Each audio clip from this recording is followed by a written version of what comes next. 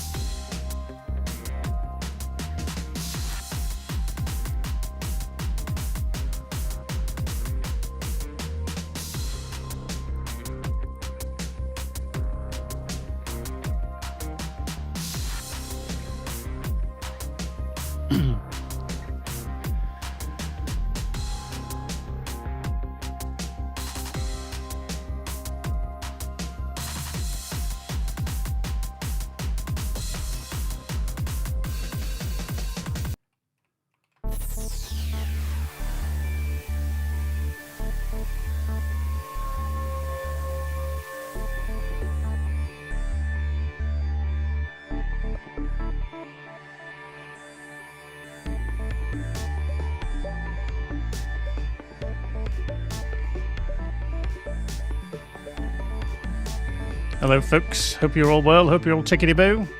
Hello, folks.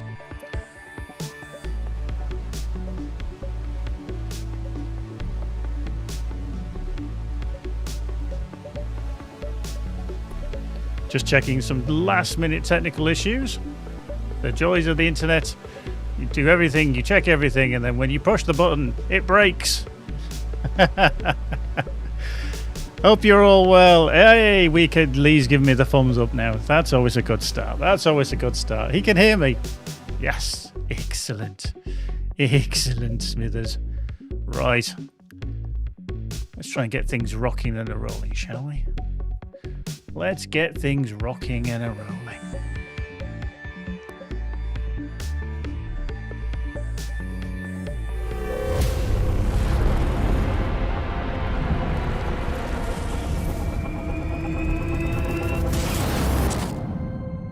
You have been granted passage among our stars. This is a sacred service. Join our fleet's torchbearers. It is the human who defiles our pilgrimage. No one has ever ventured this far.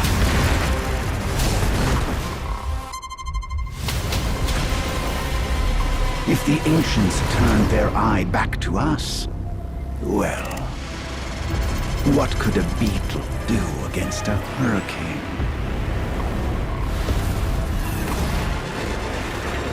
What the hell's wrong with the sky?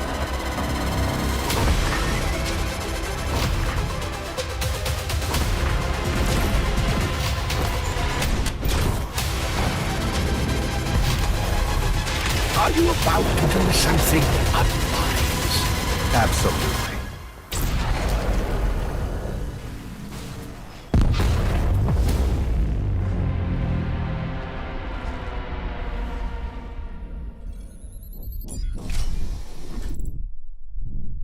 What have you done to me? Hello, good evening, good afternoon, good morning. Yeah, well, technical issues just to start. Unbelievable. Unbelievable. We got there. I couldn't have it so that you couldn't hear me, could we? That'd be just wrong on so many levels. Welcome along. Good to see you. It's been probably about 6 weeks, I want to say. 6 weeks since we last met. But here we are. The last stream of 2025. Where has that gone? It's been a busy year for us at ROCKFISH Games. Very, very busy year. Many things to talk about, many things to go through that we will get to eventually. But what we've got planned, obviously, for today is a little bit of gameplay. Yes, we always got to have a bit of gameplay. We've got to show off the wonders of EVERSPACE 2, which I'm going to do, continue my playthrough. But we've also got the wonderful Michael with us. Yes, we've managed to strong-arm Michael, the CEO of the company, the co-founder of ROCKFISH Games, to join us for an interview for quite a while. I think we're going to have a good chat about 2025, how the whole year has gone for us at ROCKFISH, what he's been up to, what he's been doing, etc. So we'll have a good chat with there. We've also got some good screenshots as well, because it is Screenshot of the Year time. 2025 has brought some absolute doozies, but we have narrowed it down to the best 12 that we had from the year. And yeah, Michael is indeed wolfing down his dinner. Now, I do have him up on screen to the side so I can actually eating his dinner, and he looks like he's enjoyed it anyway. But yeah, we're going to be taking a look at the winner of the RFG Top Pic for 2025. We'll see who has done that. We've also got, because I know that you'd asked previously, I've got some screenshots to show you from the team. Yes, some of the team have been sending some my way, so I've got that to throw off as well. I've got to follow up with the questions. I know some of you had some questions last time out for Gero. I followed up with him, so we'll talk to them as well. And then we've got a nice end of year wrap up video. Now, before anybody gets excited, it is not a rap video. There's a W at the start. I want to hasten to add that I'm not going to start rapping, okay? I'm definitely not going to start rapping. Might start rapping presents, but I'm not going to be rapping music, etc., etc. But yes, Lee's with us in the chat. Say hi, Gary. See, I've got to still do it. Hi, Gary. If you do have any questions, then by all means, please throw them into the chat. We will try to get to them with our segment with Michael. We've got a lot to get through, but Lee's going to be throwing them into the chats. I just need to check and bring up that screen there so I can see what's going on, because I do need to see that screen as well, which is always good. We'll just bring that over there so I can see the questions as well. Cool. Excellent. Right, let's just do that. So we are ready. So let's go. Gary with the jokes. Exactly. Yeah, it would be a lot better if it was rapping. Yes, absolutely. I know. But right, let's get loaded up. Let's get dived in on there. Let's head on to where we were going to do. We need to sort out Blake more. Blake Moore's been a pest. We need to kick him in the proverbials and let's do something on that. What would we have to do to get Gary to rap for us? You do not pay me enough money. Nobody pays me enough money to do that. I would not put you through that. I definitely wouldn't put you through that. So here we are with the Vindicator. Let's check on the mission.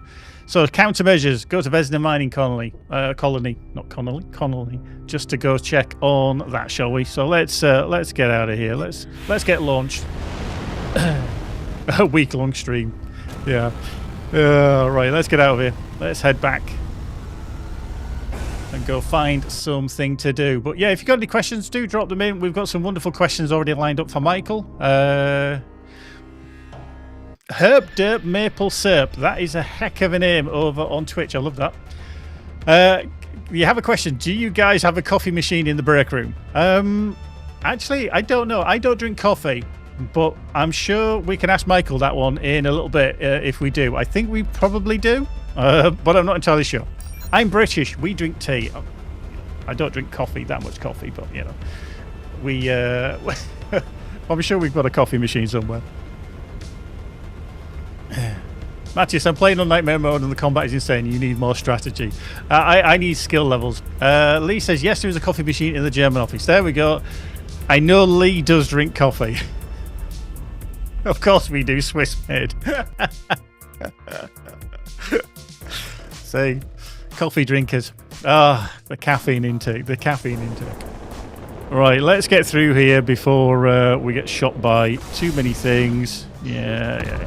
Let's just do that. See ya, bye.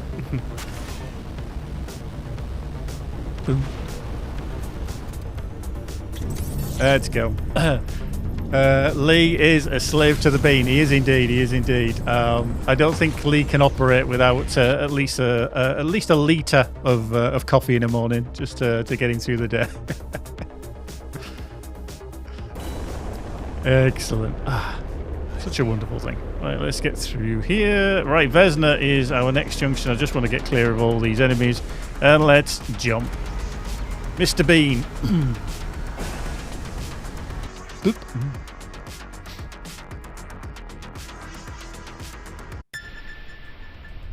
There we go. Oh, got Dreadnought there. His signature if we wanted to do that.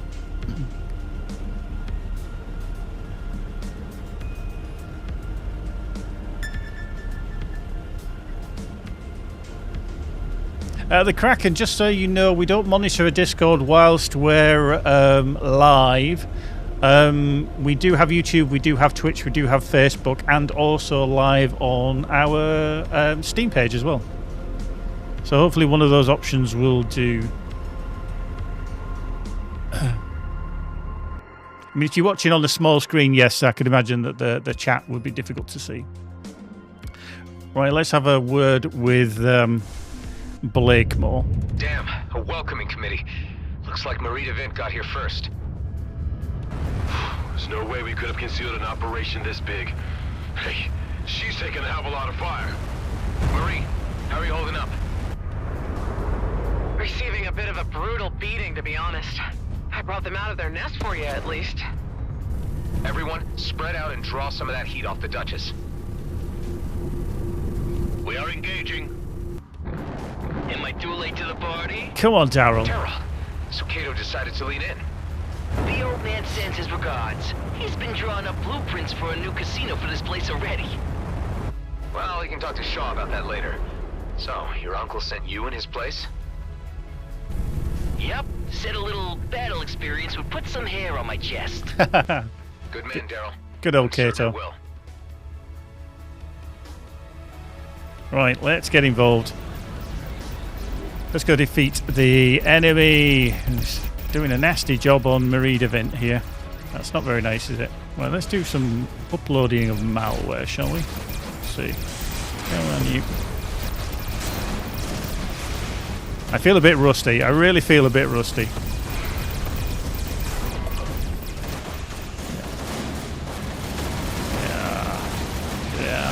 Yeah. There we go. That's one down. Not How's everyone GMB. doing? Give me status. Our mission shall be vindicated by posterity. Ah, the wonderful terrain played by June Yoon there. We are doing the right thing, and I Wait. believe we shall succeed. We shall succeed. Every day in the DMZ was like this. Yeah, what the Horak said. Sounds like all you guys have the right spirit. Cool. Everything's the right answer for more speed, definitely. Alright, let's hit him. Boop. Right in his face. He's gonna love that, isn't he? He's gonna love that.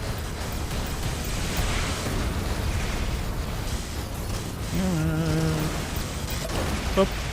Like it.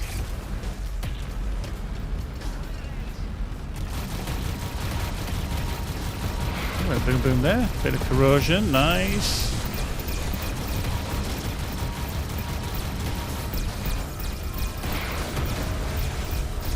Shaw, can you get through to the miners on the surface? Nice. All GNB channels are blocked. I'm certain that seeing me here among you has given Blakemore proper cause for concern.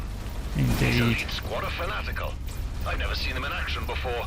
Blakemore certainly has their absolute devotion. He Any does. idea how he could have achieved that? There is speculation that they've each been offered a personal slice of the DMZ. I It bet would they have. seem that they couldn't withstand the temptation and lost all moral direction. Moral direction. Terrible. Mind you, when you've got Blakemore as your boss, that's hardly surprising, is it?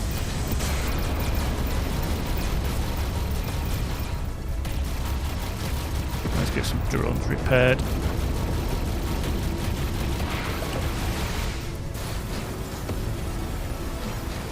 He's running away. Come back, you. Thank you. Another one down.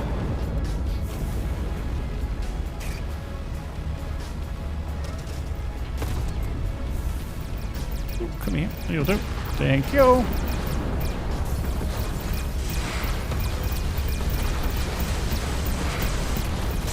I'm sorry, my lad. The Duchess can't take another hit. I That's gotta fair, dude. retreat or my trading days are over. I understand, Marie. Thank you for all your efforts. Yeah, I gotta bail too. No chance, Daryl. Marie had nothing to gain from this fight. You do. Yeah, you You're do, staying. Daryl. I like it. Or I tell Kato. Jeez, alright. Everybody keep it up. We've got him on the back foot. I hope Dude. you're sure about this. Doesn't look that great from where I'm sitting.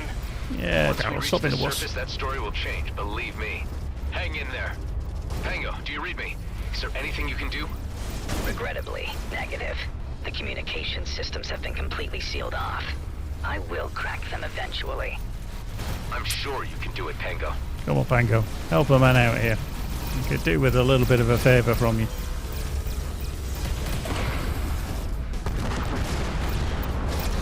More power!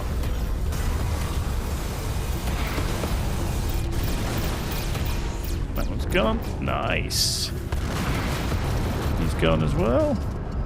We did it. We did it. Their orbital Oh, defenses. look, they're all running away now. How's everybody doing? All good, buddy. Right behind you. That was freaking awesome! I feel a sense of exhilaration at the coming culmination of events. Haven't seen a battle this big in a long time. Brings back memories. Well, it ain't over. We can't wait any longer for the Coalition. Prepare for descent. Not sure what we'll be facing down there yet.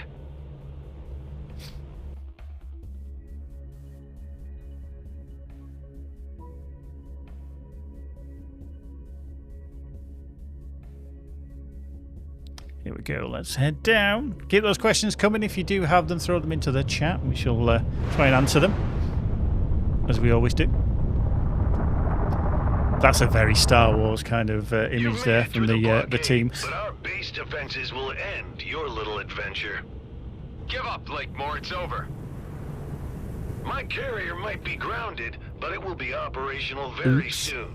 And in the meantime, we've been busy preparing for your return.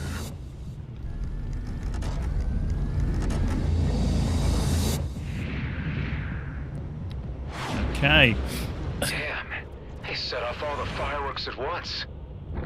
The Coalition is here to assist. Nice. Yun, right on time. Just the firepower we need. See? I told ya! Deploying drones against surface installations. Tareen, Ghost, Alec, join me in securing the area around the control tower. Yeah. Here we go. Everyone else, support the Coalition in their quadrant. Nice epic battle.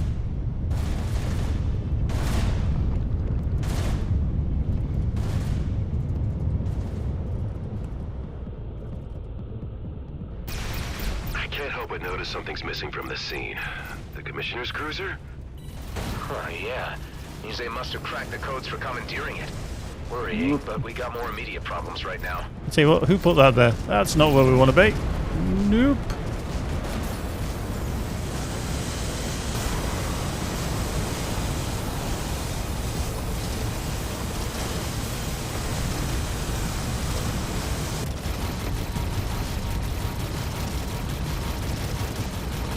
Definitely don't want to be hit by that turret.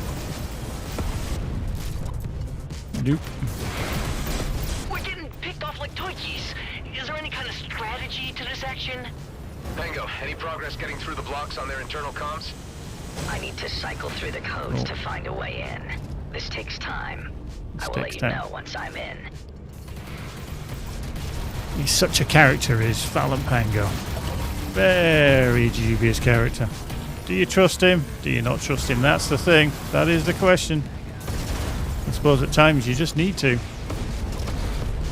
And hope that he pulls through.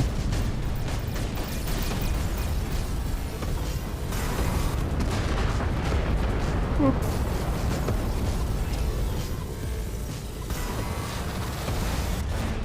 Cool. Let's take that one out as well. I don't like them turrets turning around. I'm not a fan. I can just stay over there. Point. Nope. Nope. Nope.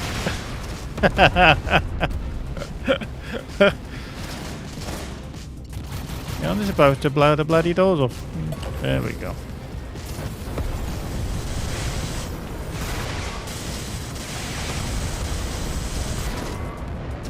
We should focus our fire on the control tower and flush out Blakemore. I would discourage you from firing on the tower, as my intel indicates it also contains the holding cell where Commissioner Hawk is detained. Oh, scrap. I hope she's okay. Yeah, indeed. Right, let's get some more of these turrets down. The less turrets they can fire, the better. Hello.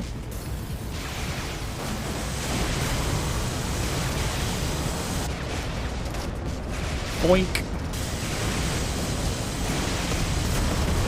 One down. Hello.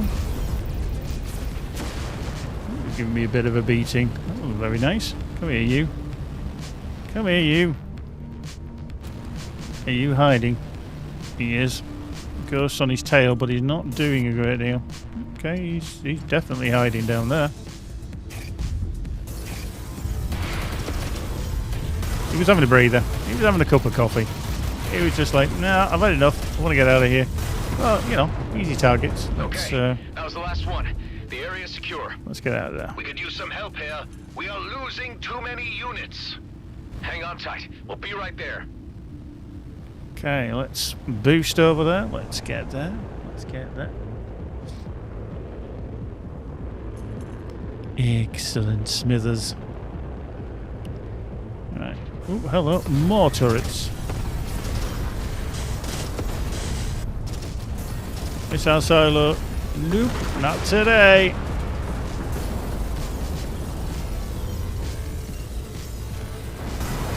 Hello.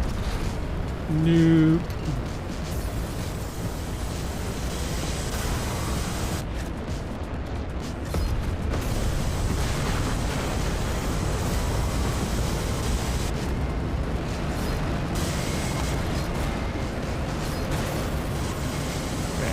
Still attached, aren't you? That's fine. That's fine.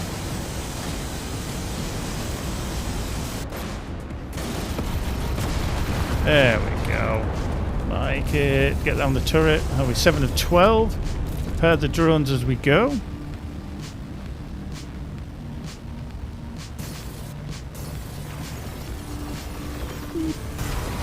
A little bit of movement, a little bit of a wiggle on the way. I found the override for the internal comms. Oh, now he finds the Officer override. Shaw can speak to the base crew directly now. Unbelievable. Shaw, this is your moment. This is your moment. Shine, Shaw, shine. Miners of Vesna, this is First Class Officer Shaw. I am speaking to you as a colleague and a friend. Blakemore has led a deception on you, and is threatening to destroy our fragile peace with the Oka. I have come with an alliance of selfless DMZ citizens to remove Blakemore from his post.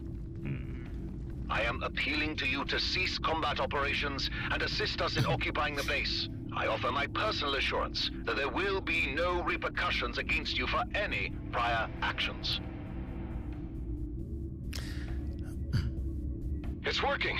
Some of the fighters are turning away. Very clever. Shaw, your voice of reason is what they needed to hear. It was your authority that cracked it. Cracked it. Can we get word through to keep the commissioners safe? I'm presently in dialogue with a group of foremen, and this has already been conveyed. Enough of this!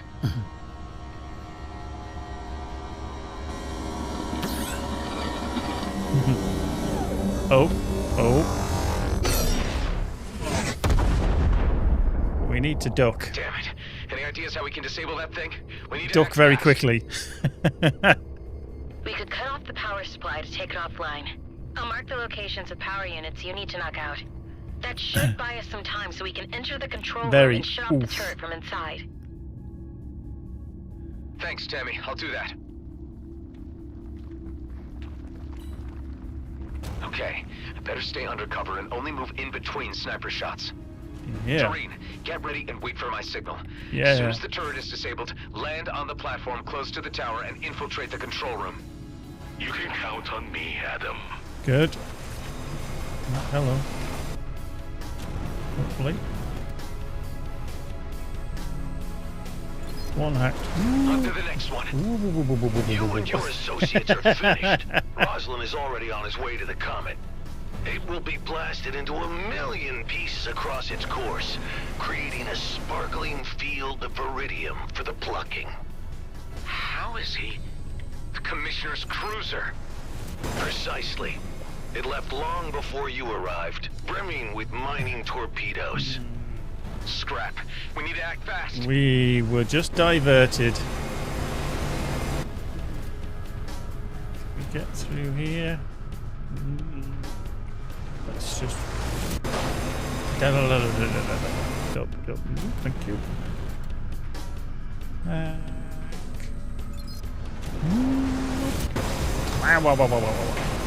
Gonna lose the paintwork, man. Come on, I paid for this. This is expensive paintwork. Wasn't chosen by Lee.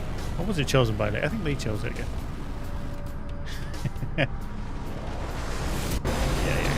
So definitely the handy tip is don't to get blasted by that thing. I might get blasted here, so I'm just going to duck down.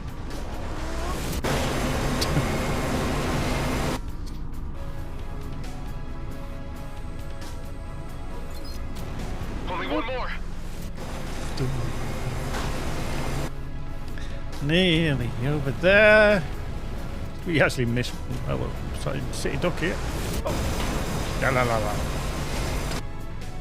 While I'm here, let's open the container. Credits! We always need them.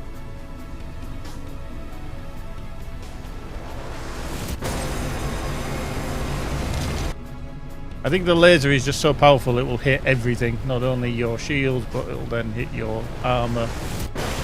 Yeah, so let's do the shields first.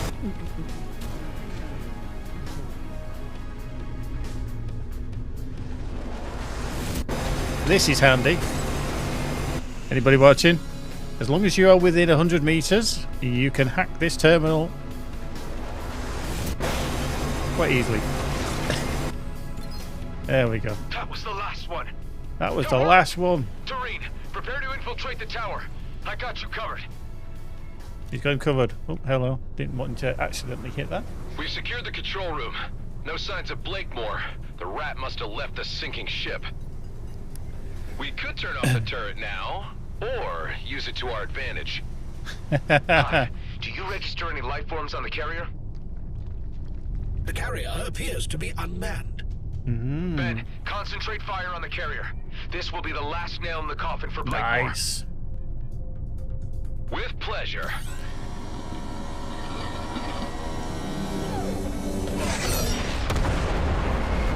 Looking good. Well, he spliced that into. Huge spike in electrical activity under the control tower.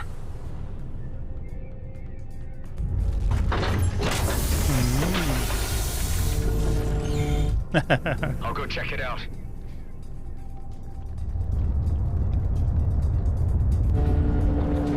Looks like a pimped out tetraminer. He's gonna weaponize one of the damn Pimped out tetraminer. You gotta love it. Pimped out I'm trapped tetraminer. in here with it.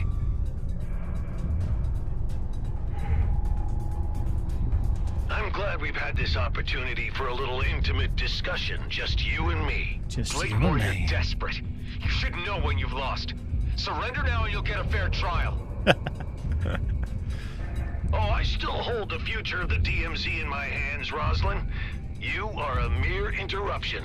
Wow. I'm grateful for this chance. I'm a wake mere you from interruption. existence. Yeah. With you dead, It's a I bit can harsh. resume my original plan. You've lost it, Blakemore. Everyone is against you now. Everyone is against Blakemore. Indeed. Can't disable the shield. Give it time. Don't worry, Ben. I got this. Anything good to aim for on the back there? I don't know. What about that? Whatever you do is ultimately futile. The comet will be mine. Not on my watch, Blakemore. Not on my watch. Attention! Missiles were deployed. Oh, hello. That's not good. Oop. Oop.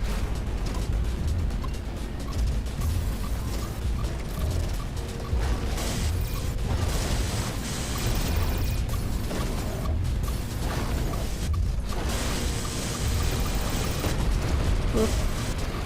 He loves firing his missiles, does Blakemore. There we are. Thank you. Big legs, big legs. We would avoid the big legs. The shield is down. Hit him with everything at your disposal. Cool. Come on, boys.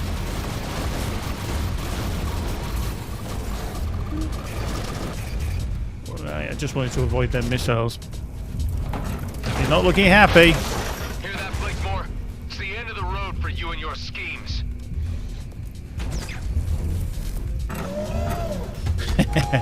This is so cool. I bet the team love doing this part.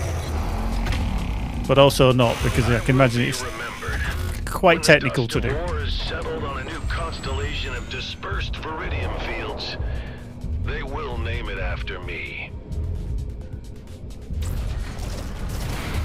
Mr. Roslin, I have briefed Fleet Command, and they have given the authorization to eliminate Blakemore with absolute prejudice. Cool.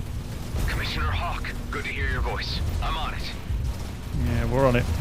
Oh, he loves his shield, doesn't he? He loves his shield. The DMZ has an opportunity to attain order and profitability, and you threaten it all. Yep, we do blame him. Lacking in many respects, Blakemore. You are an irritant. Wow. You read me? Ben, what is it? There's an elite fighter jet left behind in the hangar, presumably from your clone. It still has that weird wormhole tech installed. So we could follow the trajectory and catch up with him in the Commissioner's cruiser. Indeed. Exactly. Good thinking, Ben. Make the preparations. I'll join you as soon as I settle this score. Let's see how you deal with this. Ooh. Let's avoid them. For the time being, anyway. Right. Oh, webbed. Not good. Did not want to be webbed. Nope. Because that is painful. Come on. Spit out. You know you want to. Oh, we'll get rid of them.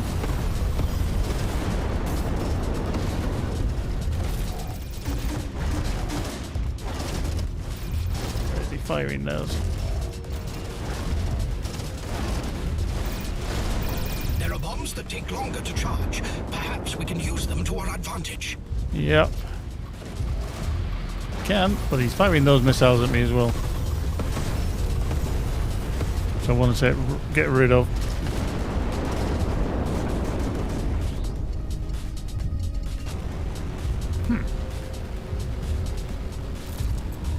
I need to grab these bombs if I can. Ooh, that's a little bit too close. Right. As soon as I grab one, I'm hoping he'll go away with the missiles. The missiles are not fun. Don't like missiles.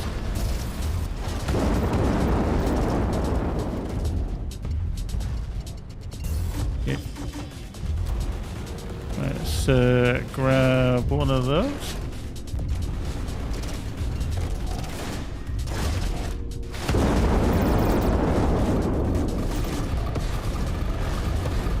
Ow!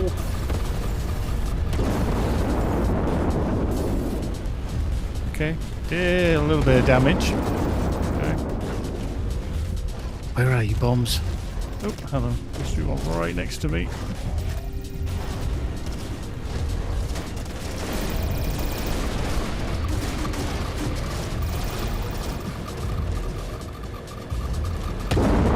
He is vulnerable. Quick, shoot at him. Shoot at him.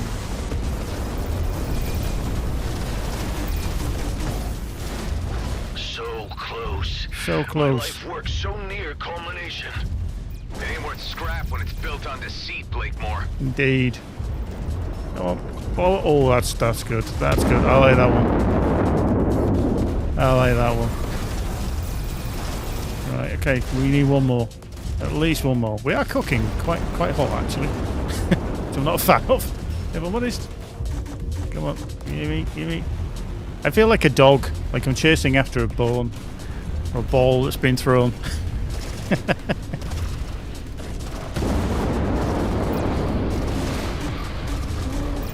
Get out. Thank you.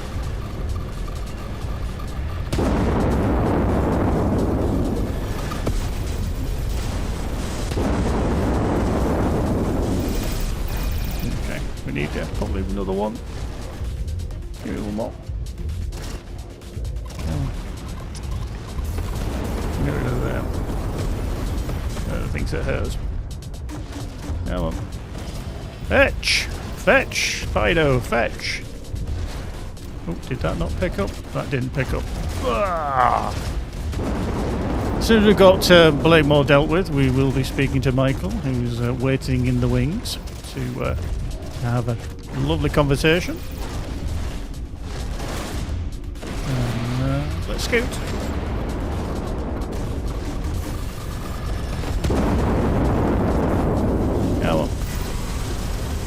Is he just going to get his shield up in time? Yes, he did. Right, come on. Caught him midair, like it. Oh, don't settle me. Don't settle me. And he's down. And he's down. There we go. Bye-bye, Blakemore. Bye-bye, Blakemore. Ben, love it. Development on the wormhole front? Affirmative. We're in business. I'm already in the air in the elite vessel and ready to open a wormhole to within the vicinity of the cruiser so we can head it off. Only problem being that I can open a passage for just 2 craft. Mine and yours, I suppose. Nothing bigger. If we can't handle it, no one can. Indeed. Come on, there's not a moment to lose. If we can't handle it, no one can.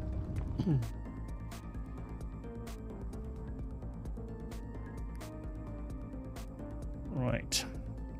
We shall get this saved up. Nice bit of wormhole action there. Nice auto save as well, thankfully. Where are we indeed? System. Pretty far out. There's the comet, Eshahar. Protecting that sacred rock is what this was all about. I'm getting a reading on the cruiser. Our transit worked. It's dead ahead. Dead ahead. Love it. I'm registering several more objects ahead of it, moving at high velocity. Damn it! Mining torpedoes. He's already fired them off. There's no way we'll catch those torpedoes. Schmuck. We'll need to board Absolute the craft to schmuck. Firing off those torpedoes. Chance of reasoning with this guy? You should know him better than anyone else. I suppose I should try. Hey, I know you can hear me, so listen up.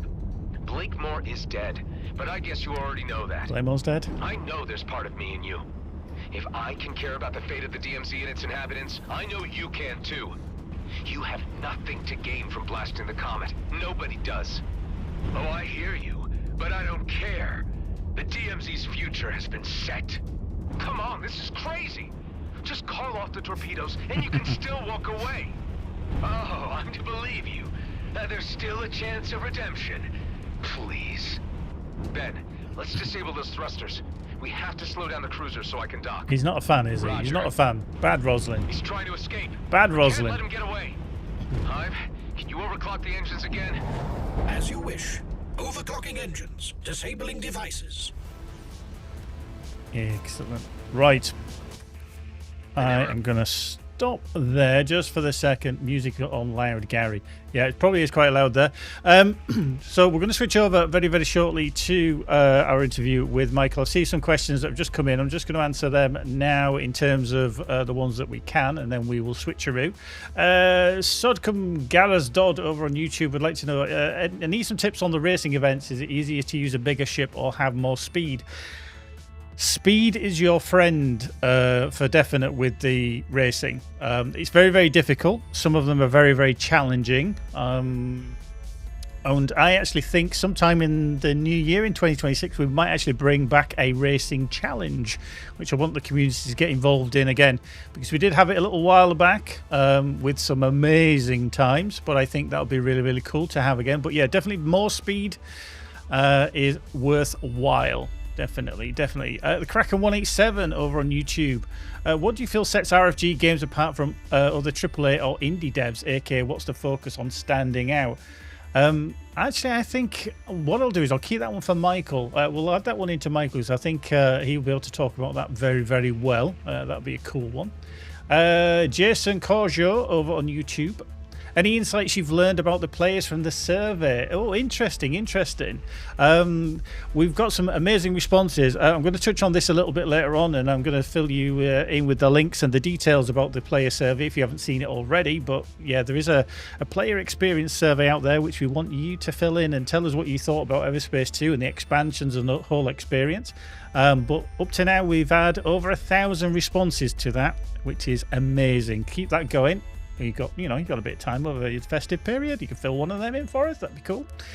So to come again back on YouTube. In my assumption, the colonial worlds must start right behind the Byron Gate. The star map kind of looked like an infinity symbol, if I imagine a continuation of more systems. Yeah, I mean, Byron is one of the home worlds. So if you've seen the star map, which does include the colonial homeworlds, you'll see that they are all the way off to the left as you look at it, and that's where obviously the colonials did come from originally.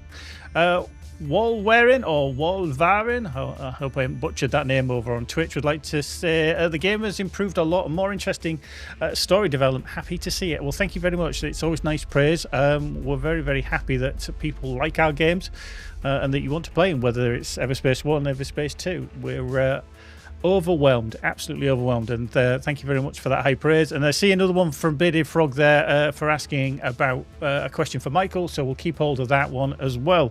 Right, just bear with me. I'm just going to go to the intermission screen, and then we'll be back with Michael on screen. And yeah, back in a moment.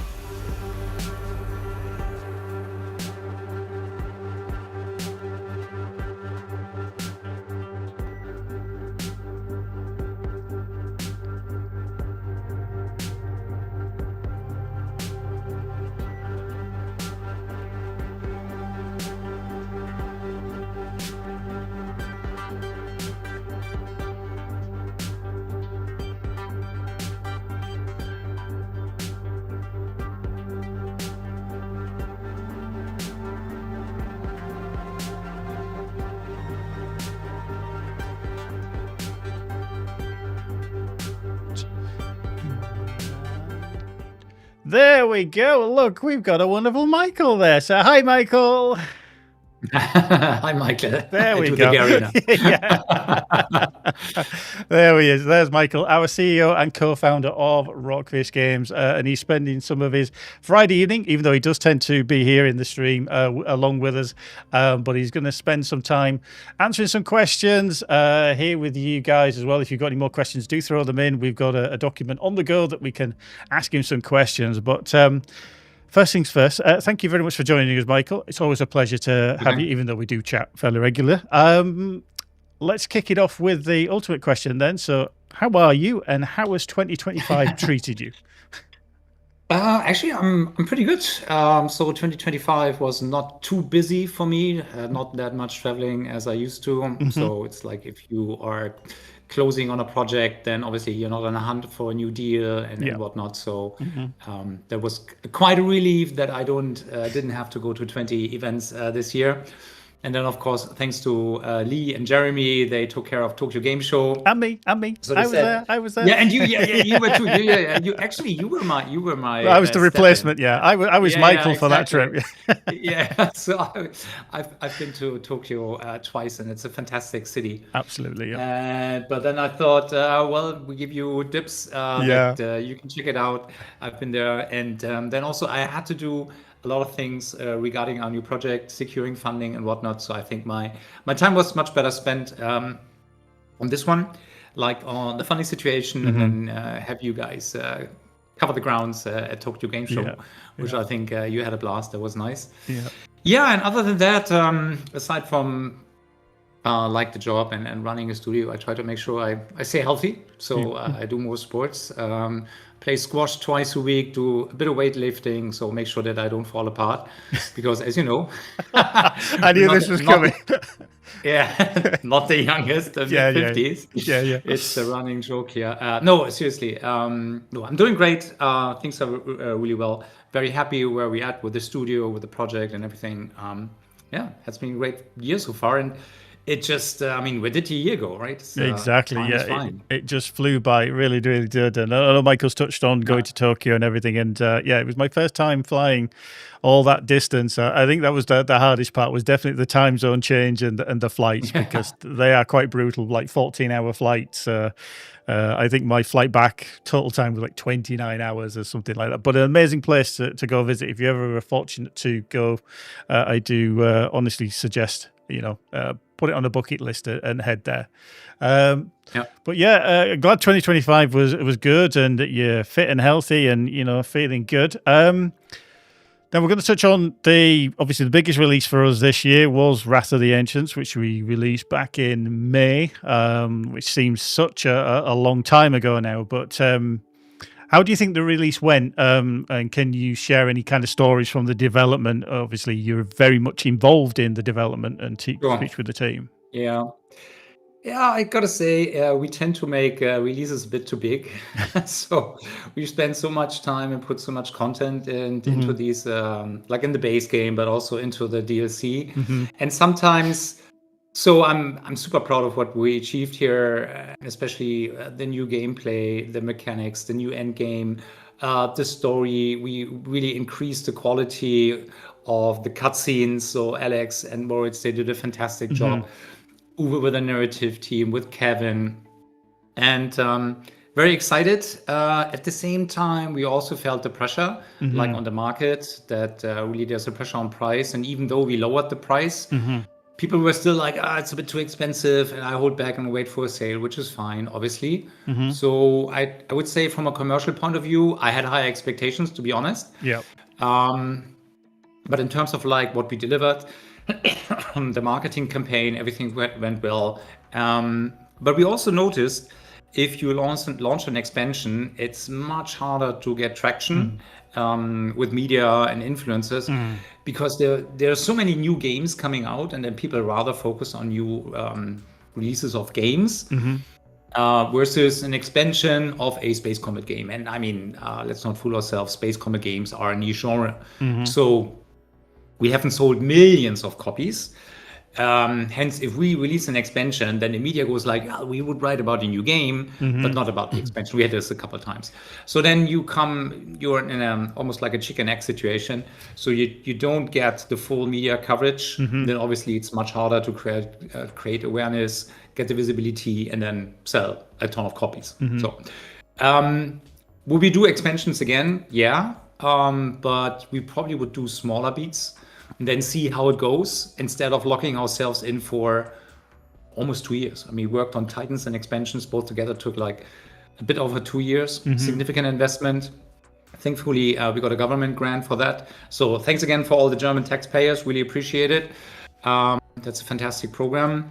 But if I also look at other titles, it's generally like smaller beats probably work better because then you have a better cadence of releasing content and people don't have to wait so long for new content to come out. No, that's very good. I mean, I think it kind of explains what happens in the gaming market. I know obviously as players we're kind of blinded by it because we don't see it, but we know that the gaming market is getting more and more congested, and as you've said, it's difficult for expansions to get that traction. And with us being an indie studio, you know, we're not huge, we're not Activisions of this world, etc. Having that kind of focus on us when we can, we've got to kind of hit it with both barrels and really push through. But you know, it's very difficult, and Michael and the rest of the Marcom team do an amazing job in trying to get eyes on. Similar question to carry on with this. Then obviously we've seen how we've panned out. How do you feel the wider gaming industry in 2025 was from your perspective? Yeah, I'd say 2025 is probably the year where it shows the most that it's rather double A's and indies can have these breakout successes, and even triple A titles, if they come up with a sequel, it's hard for them to capture the excitement. I mean. What is it?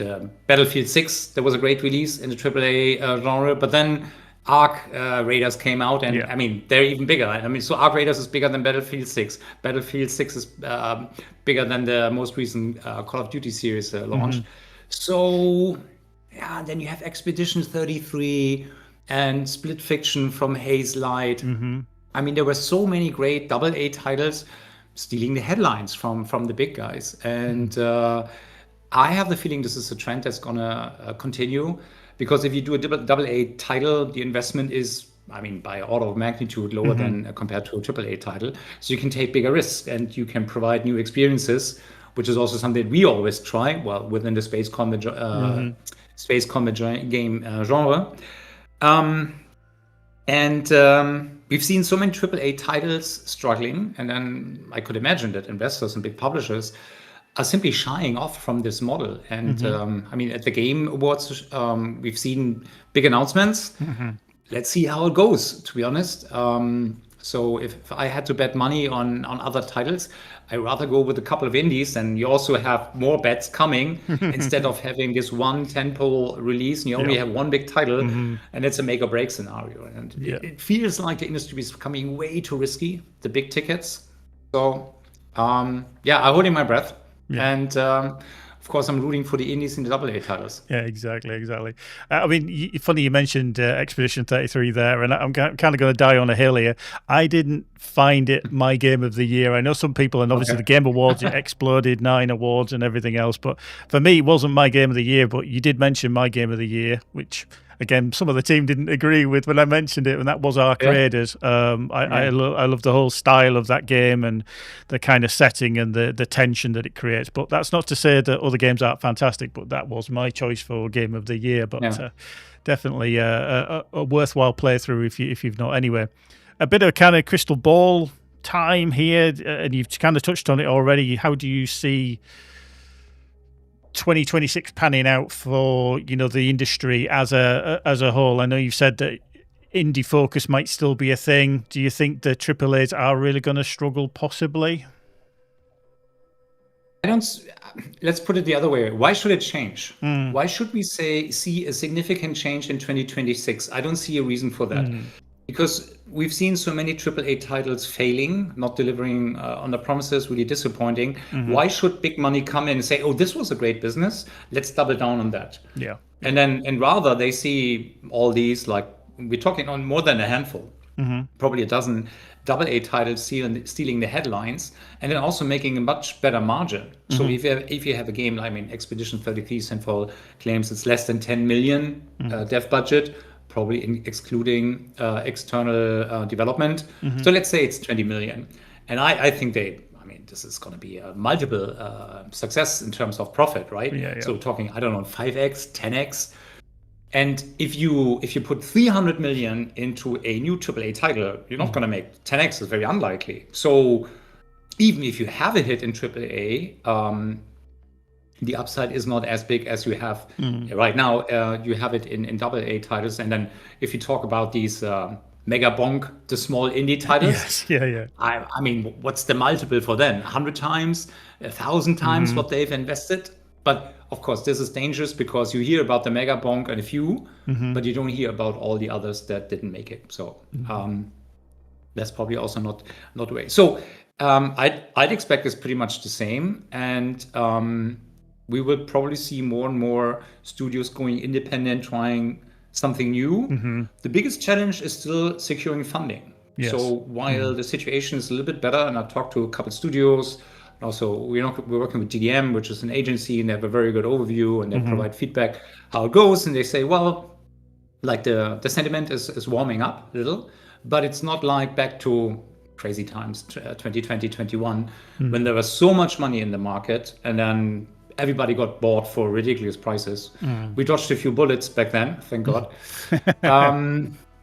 So we're still independent. And I just I were on a conference a while back in Spain, was very, very close shop, and talked to a bunch of indies. So the indies that I met, talking independent studios in terms of, well, double A size. I'd say nobody from the AAA scene were there.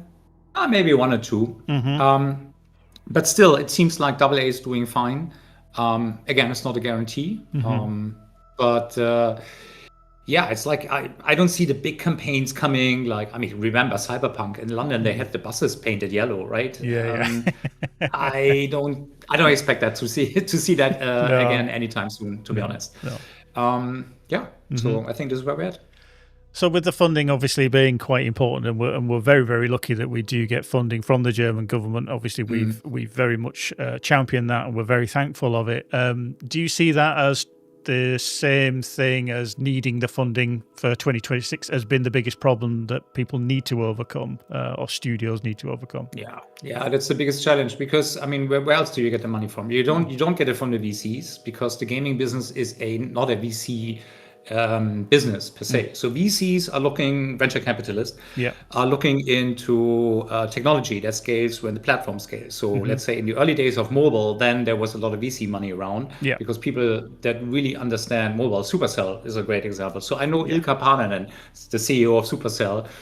And back then, they also did mobile games. When we made mobile games back in the day, they made the best 2D games. We made the best 3D games, and it was a very friendly competition. And then they moved on to free-to-play games, and first on Facebook, and then on iOS. Huge success, and they got it right with Clash of Clans and whatnot. And in the end, I think they sold the company for 10 billion to SoftBank in Japan. Yeah, I don't see that coming back again. So, excuse me. Yeah, funding is going to be the biggest challenge, and hence this is why the German government funding is fantastic. So there's a new program, and they allocated 125 million euros for studios like us, all the way to AAA, but also it starts at smaller indies. And it's fantastic. I mean, you still have to bring a significant amount of money to the table. Like if you're an indie, 50%, and then. Well, I mean, the games that we make cost a couple million, and I mean, in case of EVERSPACE too, it's 8 digits, so it's way more than 10 million. So if we make another title and say we want to make another game for 10, 20 mil, we still have to bring 50% to the table. So our previous game has to be so successful that we can fund that. And there are not too many studios who are in this fortunate position. So we see how it goes. I think the German government did a great thing here because they also understand that software development is key, and that we're at the forefront. Well, at the forefront of this. It's a bit. We're good. We have good engineers, but within the entertainment industry, while Germany is like 50% of the market, gaming market, only 4% of the games are development in Germany, and this is why they have this new program. And luckily, we were part of it, and we just submitted. An application for our next project, so crossing fingers, knock on wood, and we should know by the early of next year if we get this funding. Very cautiously optimistic, as we say. But let's see how it goes. So I think we're in a great spot here for us as a studio, and we're very specialized. Sometimes there can be a problem, but in our case, I think it's a strength. And we keep doing what we love. Yeah, that's. I mean, I think as a player, for myself, obviously, the last 3, 4, 5 years since I've been kind of working with ROCKFISH in a part-time capacity and then full-time, I think once you kind of dig into the whole cost of how much a game actually is to produce, I think it's actually quite eye-opening. It really is. And I know you're looking at figures in the tens of millions there, and I think a lot of people maybe are surprised by that, but it is the way that the industry is, and the German government supporting us in the way that they do allows us to do that. And I could imagine that the whole industry would kind of collapse without that kind of funding, especially in Germany. Let's not say everybody would collapse. There's certainly studios that are doing fine. In many cases, these are the studios that have games as a service, especially free-to-play. If you have this title that works, we have a couple studios in Germany, Games, Zipsoft, just to name a few. They have the games that run for 20 years, and they know their audience. They add more content. They know how to monetize. They're fine, right? It's more like if you want to start something new, that's the challenge. And I think this is quite similar in all areas, at least in the West. And while there's this program in Germany, you also have tax break systems in the UK, in Canada. So there are also the government in other countries are supporting the games industry. Actually, they did this way earlier than the German government did. So and this is why we could argue, well, it's a level playing field approach. So, and right time, right place, again, for a change. When the first funding round came with EVERSPACE 2, we were like a few months too early. So we had to fund it entirely on our own. And it worked. It was very tight, though. But for the next project, I'm very, very confident that we will get some support there.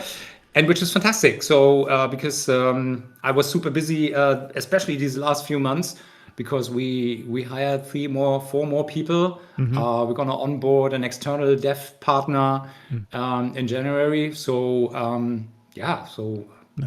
more people making more stuff that you can look forward to at some point. I would love to share more, but Lee, I know Lee is watching. Yes, exactly. Lee's furiously about to type now. Don't spill the beans, man. I would love to share some stuff. I mean, we're obviously, I can say that we've been working on a prototype, and the team has done tremendous things already. So we're trying out new tools, new technologies. We're looking into new gameplay, new technologies for even better graphics, better storytelling. Like on all aspects, we're improving. 2 weeks ago, our new sound designer presented something in the sound department, which was like mind-blowing. So very exciting. I think we're very lucky. Yeah. I can't say more. No, damn it. We're not allowed. Lee is going to be finding the fuse board in my house if all of a sudden we start talking about anything else. But swiftly moving on. We've got a question that I'm going to switch to from the community, from the Kraken over on YouTube, and he's asking, what do you feel sets ROCKFISH games apart from other like AAA or indie developers, and also what is the focus on standing out?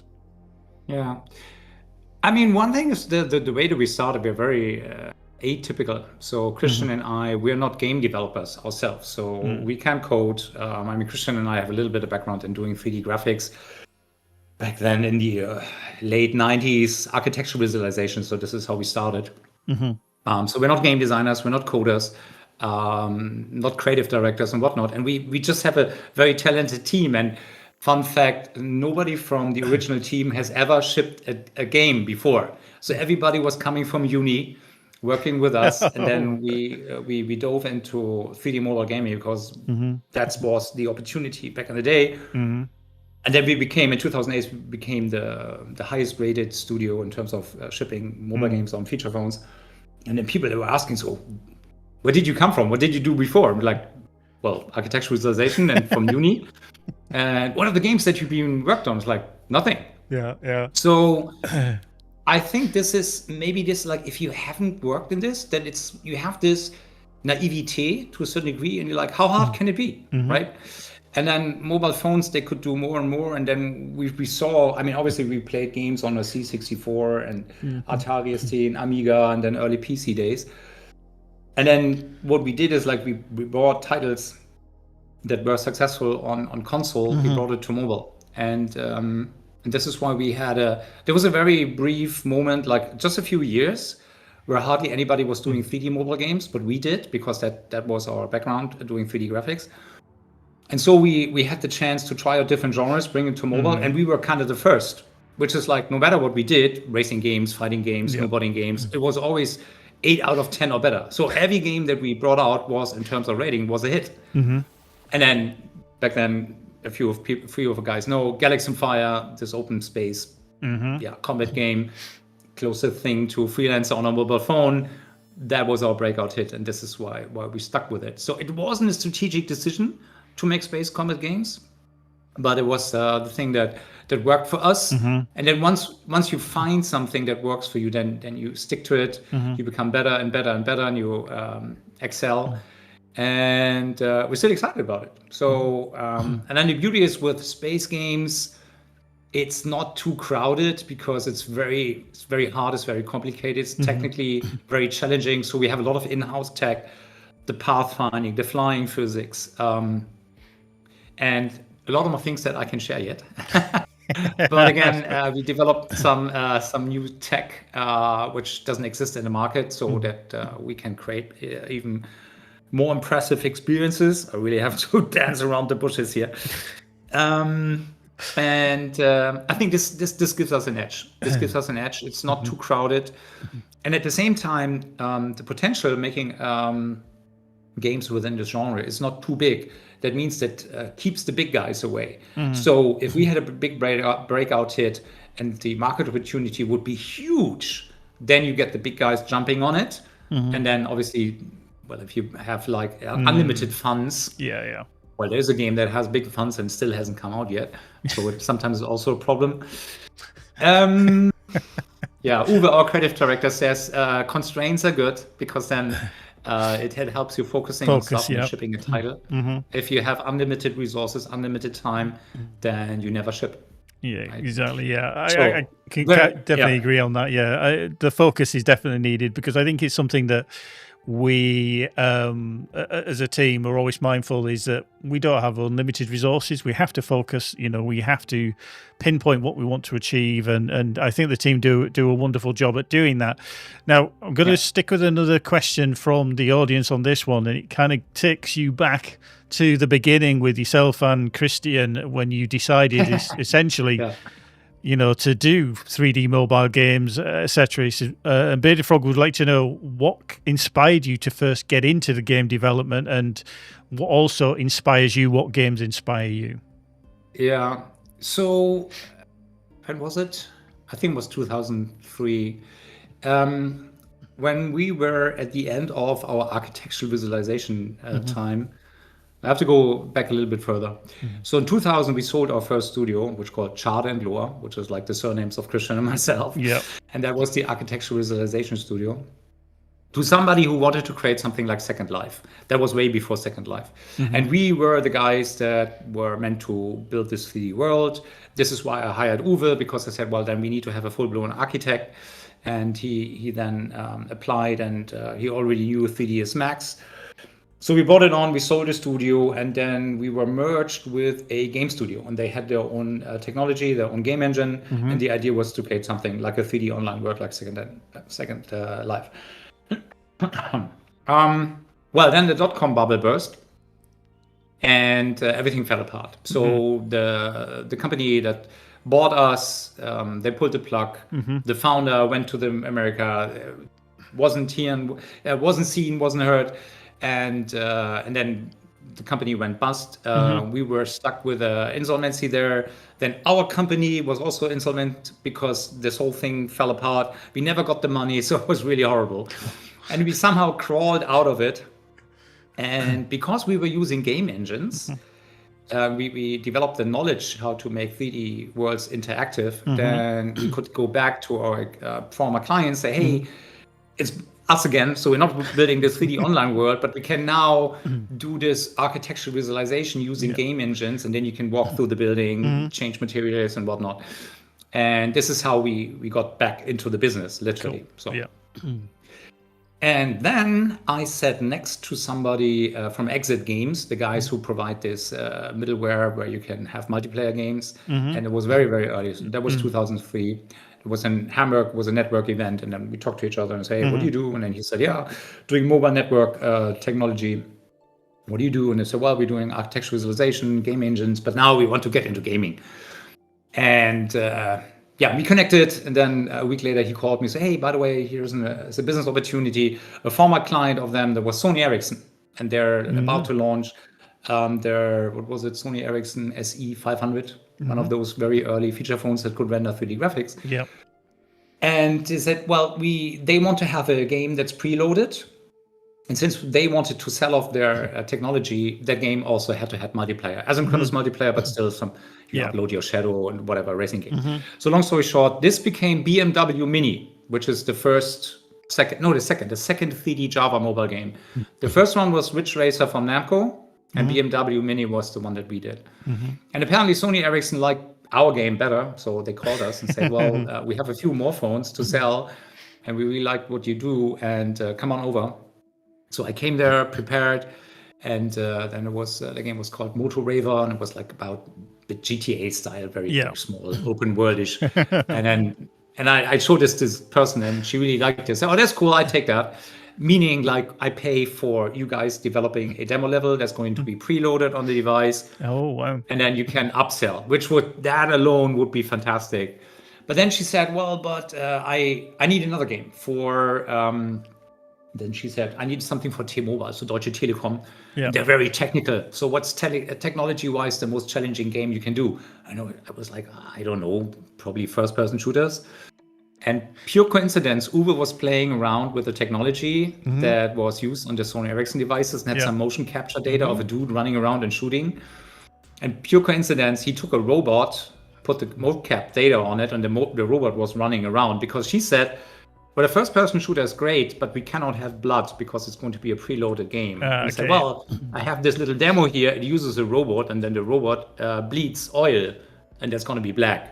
Yeah. And she's like, oh, that's not a problem. So that's how I sold the first-person shooter to Sony Ericsson back in 2003.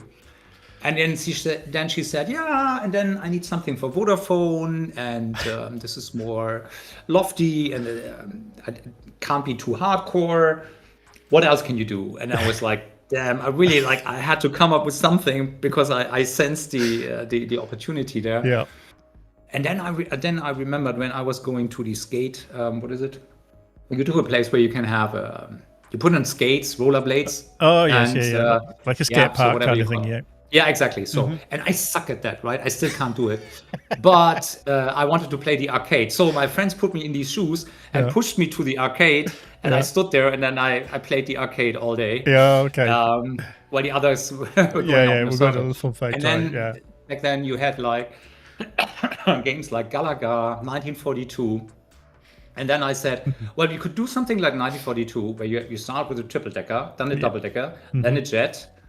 And instead of like it's 2D, because the 3D phone cannot do much at the time.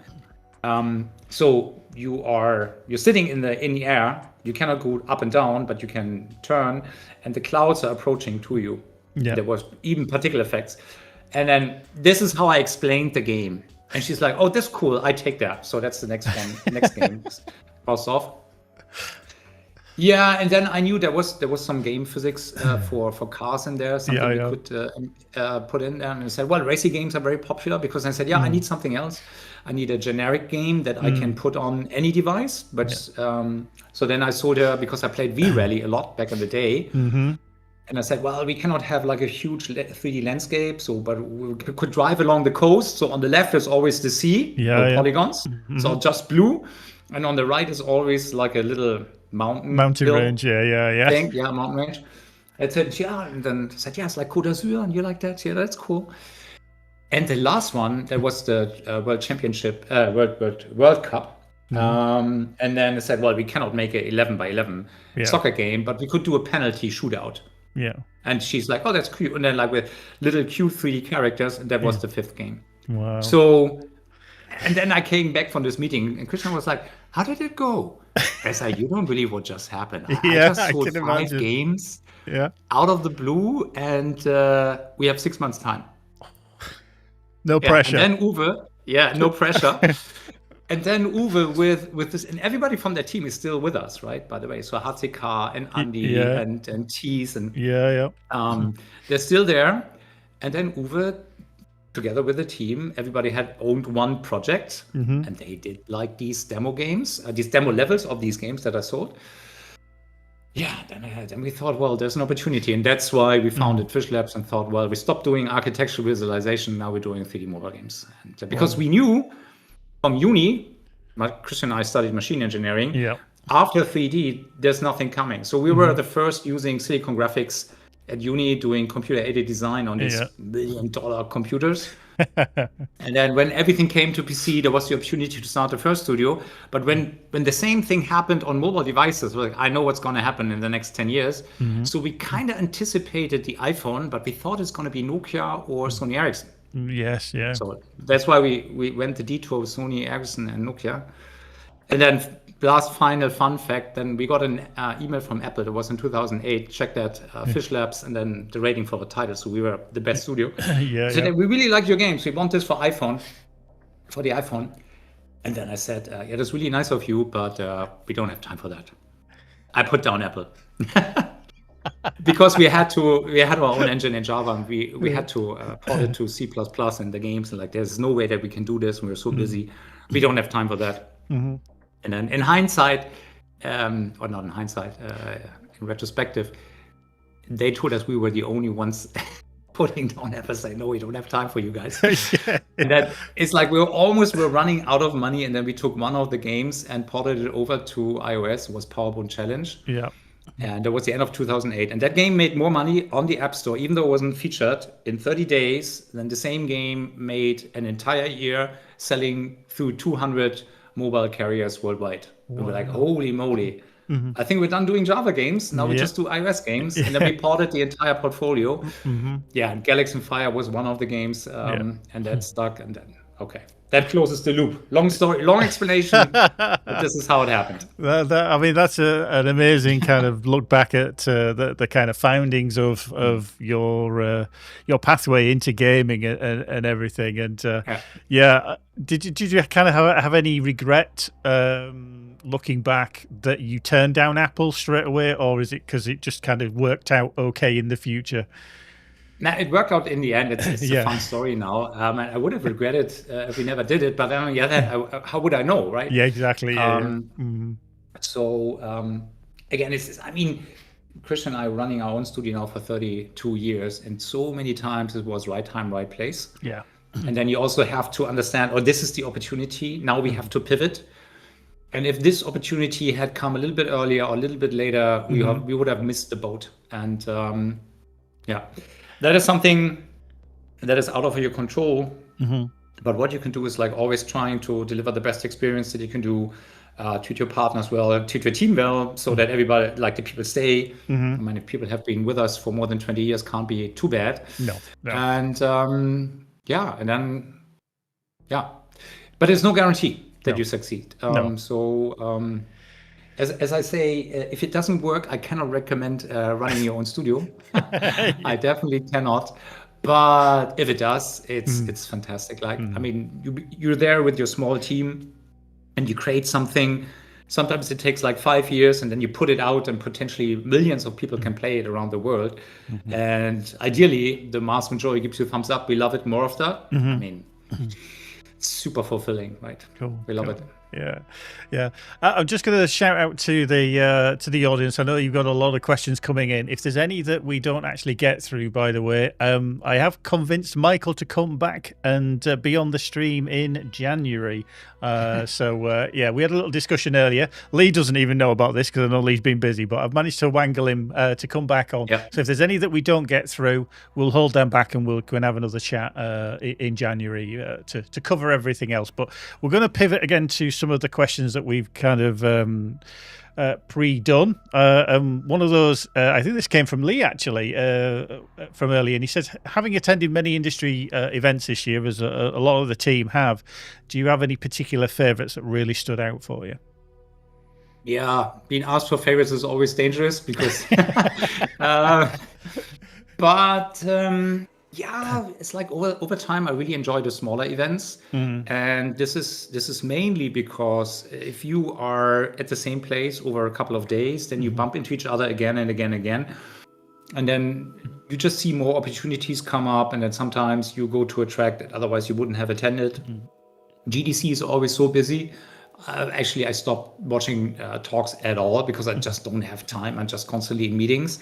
So I really prefer the small events like Nordic Game or Reboot. And this year, so nowadays my favorite, was GIC in Poznan. I've been there 3 times, or is this the 4th time? Anyways, 3 or 4 times. And it just became bigger and bigger and bigger and better and better. And I have to say kudos to the Polish, especially the Eastern European gaming scene. Tremendous talent there, great studios, all the way from indie, AA, AAA, CD Projekt Red, everything, 11-bit studios, just to name a few, Anchor. Really nice people. And what really surprised me, or like the experience was very positive. They're so open to talk about their successes, but also their failures in talks, and really share this with the community. And that's something with the dev community, and that's something I like very much. It's also how we roll, and then it's a back and forth. And it was very funny. The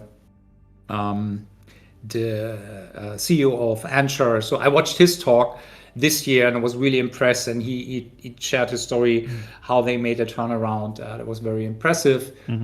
And then I talked to him and said, yeah, I listened to you guys back then when you explained how you funded EVERSPACE too. And then I went back to my team, and this is how we should work. We should do it.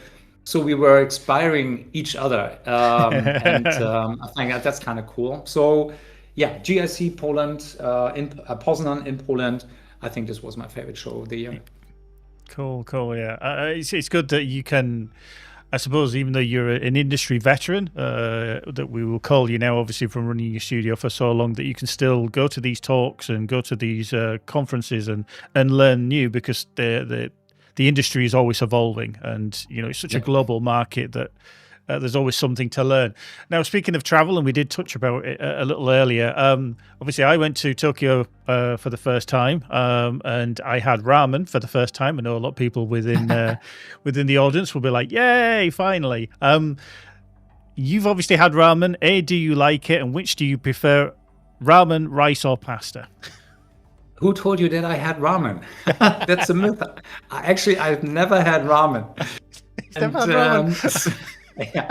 So I like the noodle soup done by my mother, which is probably something closest to having ramen. Okay, yeah.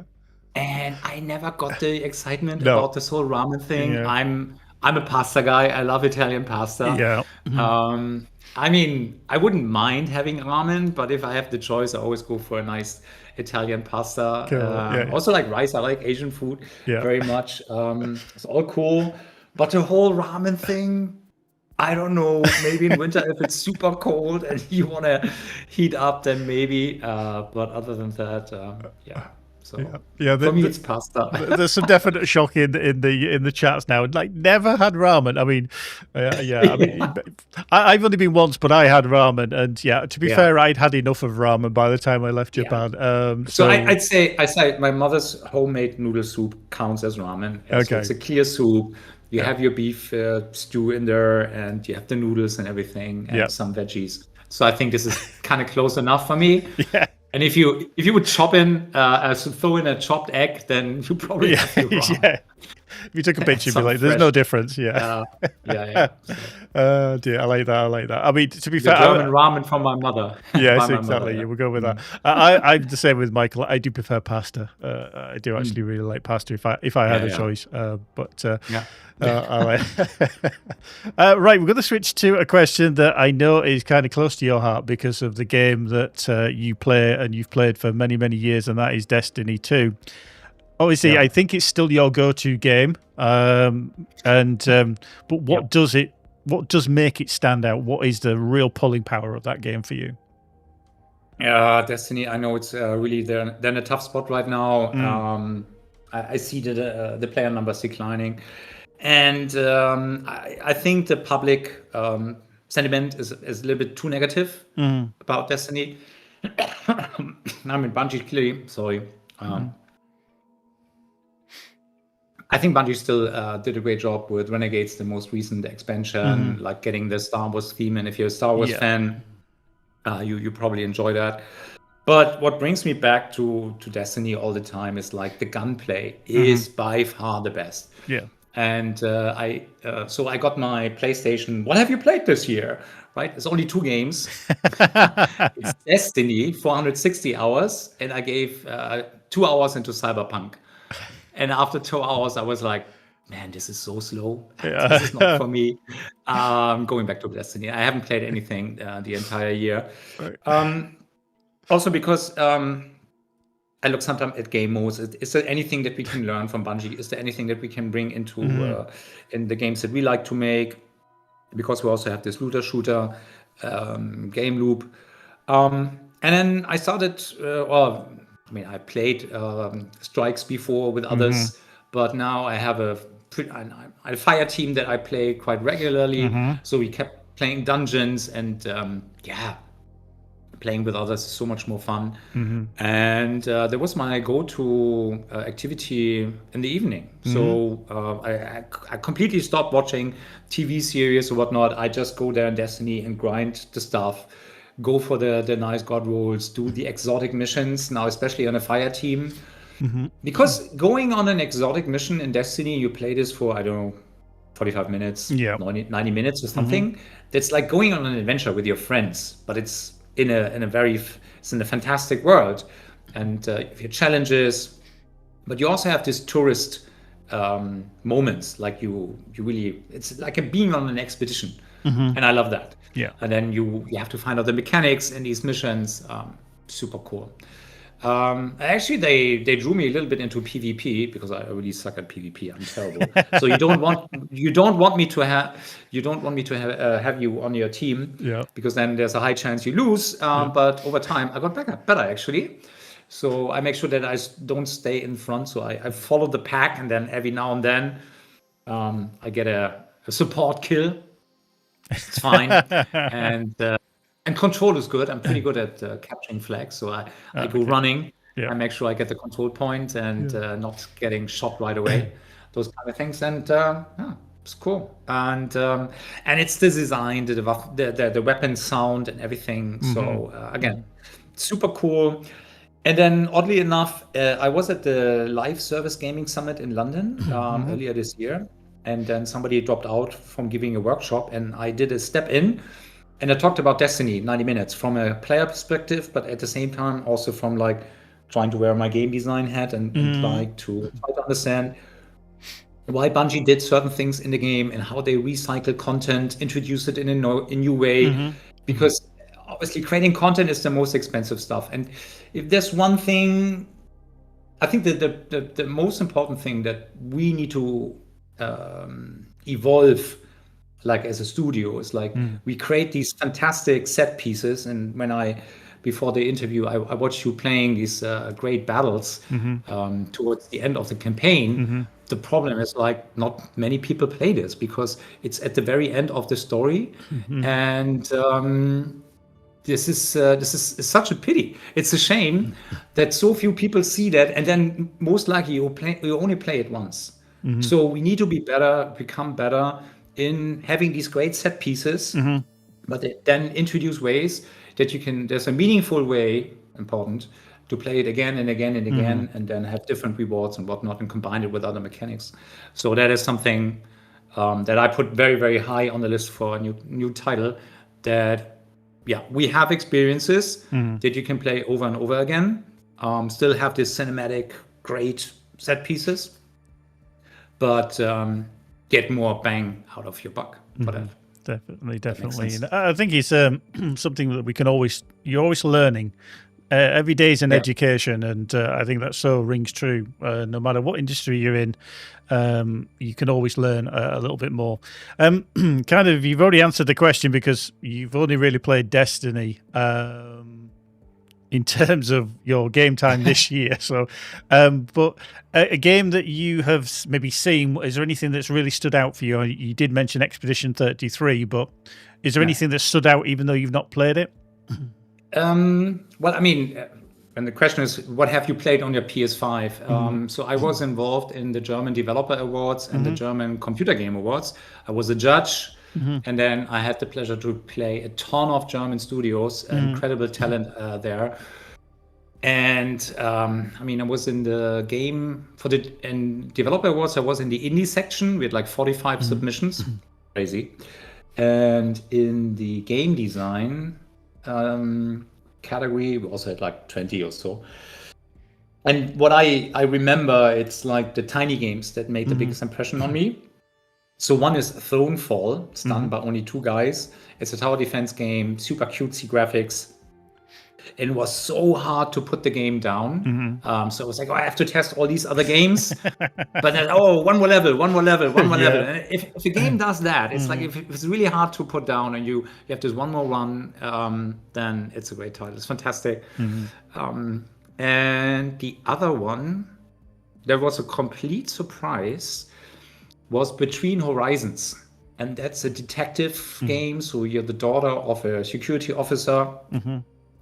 And there's a tragedy happening at the very beginning.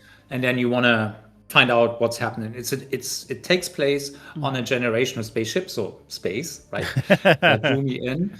And it has this very nice pixel art combined with some depth. So it's not just 2D. It has parallax scrolling, but also some 3D elements.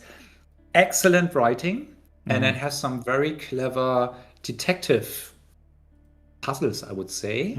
So also in terms of gameplay, it's not like your standard detective game. And if you think you close the case, you can submit, this was the murder or whatever. And there are also some side stories. And then it depends if you're right or wrong how the story continues. So it also has a replay value. It has it has even different endings. And in terms of the narrative, it's typically if you have different endings, it's like, this is the good end, this is the bad end, this is the middle end. And they made it that whatever end you're picking, there's always a very good explanation why this can be a good ending. And then it's up to you, or if you, that was German, if you identify, if you can relate with the motivation of the character, why they did a certain thing there. I don't want to spoil too much. Really very, very hard to put down. It's not very expensive. Between Horizons, if I had to pick one game, I would even pick it over Thronefall. Thronefall is nice, but Between Horizons impressed me the most. Nice. Go check it out. Yeah. I think we might have to in January we might talk a little bit more and be a bit more expansive on the games that you've seen and everything. Because I know you've got quite an extensive list of games that you thought were amazing that you've seen. So yeah, I think when Michael comes back on, we'll have another chat around some of the German indie devs that are out there who are producing some fantastic work, and we'll definitely highlight them. Just moving on a little bit, obviously we can't speak to specifics about what we're working on because Lee will have a fit if we did. But how is the team ahead of the holidays? How are they feeling? I think we're in a great place. Again, it's the prototype, the stuff that we wanted to try out. There were certain challenges, and I mean, of course, you aim high because you're not just doing more of the same. You want to do something else.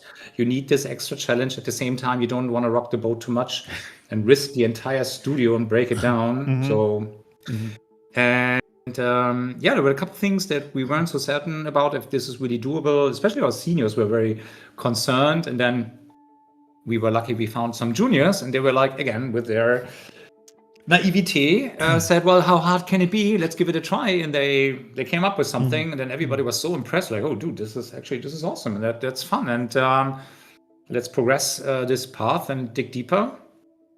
And now we have a prototype. It's not a vertical slice, but it looks awesome. It plays great. It has some very new stuff in it, and we're blown away. So now, obviously, this is exciting for the entire team.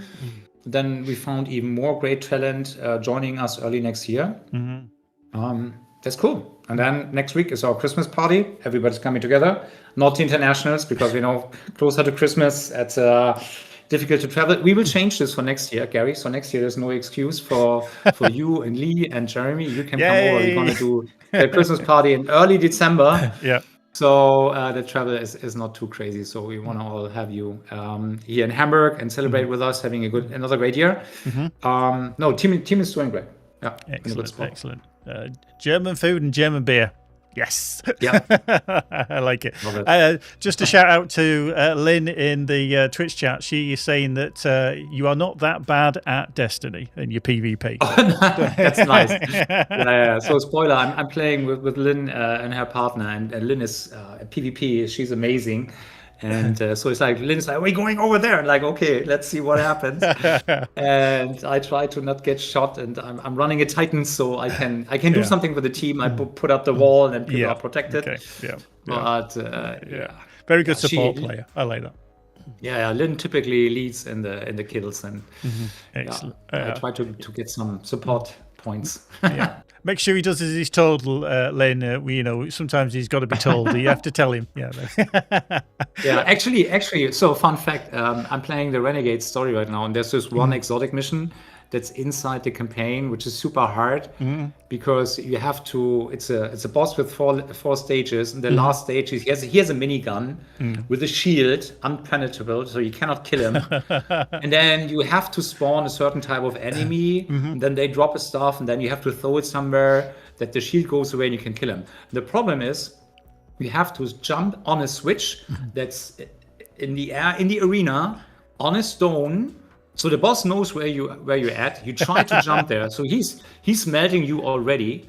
Then you have to land the jump. But if you land on the stone, and if you touch it in a certain point, the stone goes away. And activating the switch takes longer, then the stone goes away. And I think I died 50 times. And I'm like, I was so furious. Then I stopped playing for a couple of days.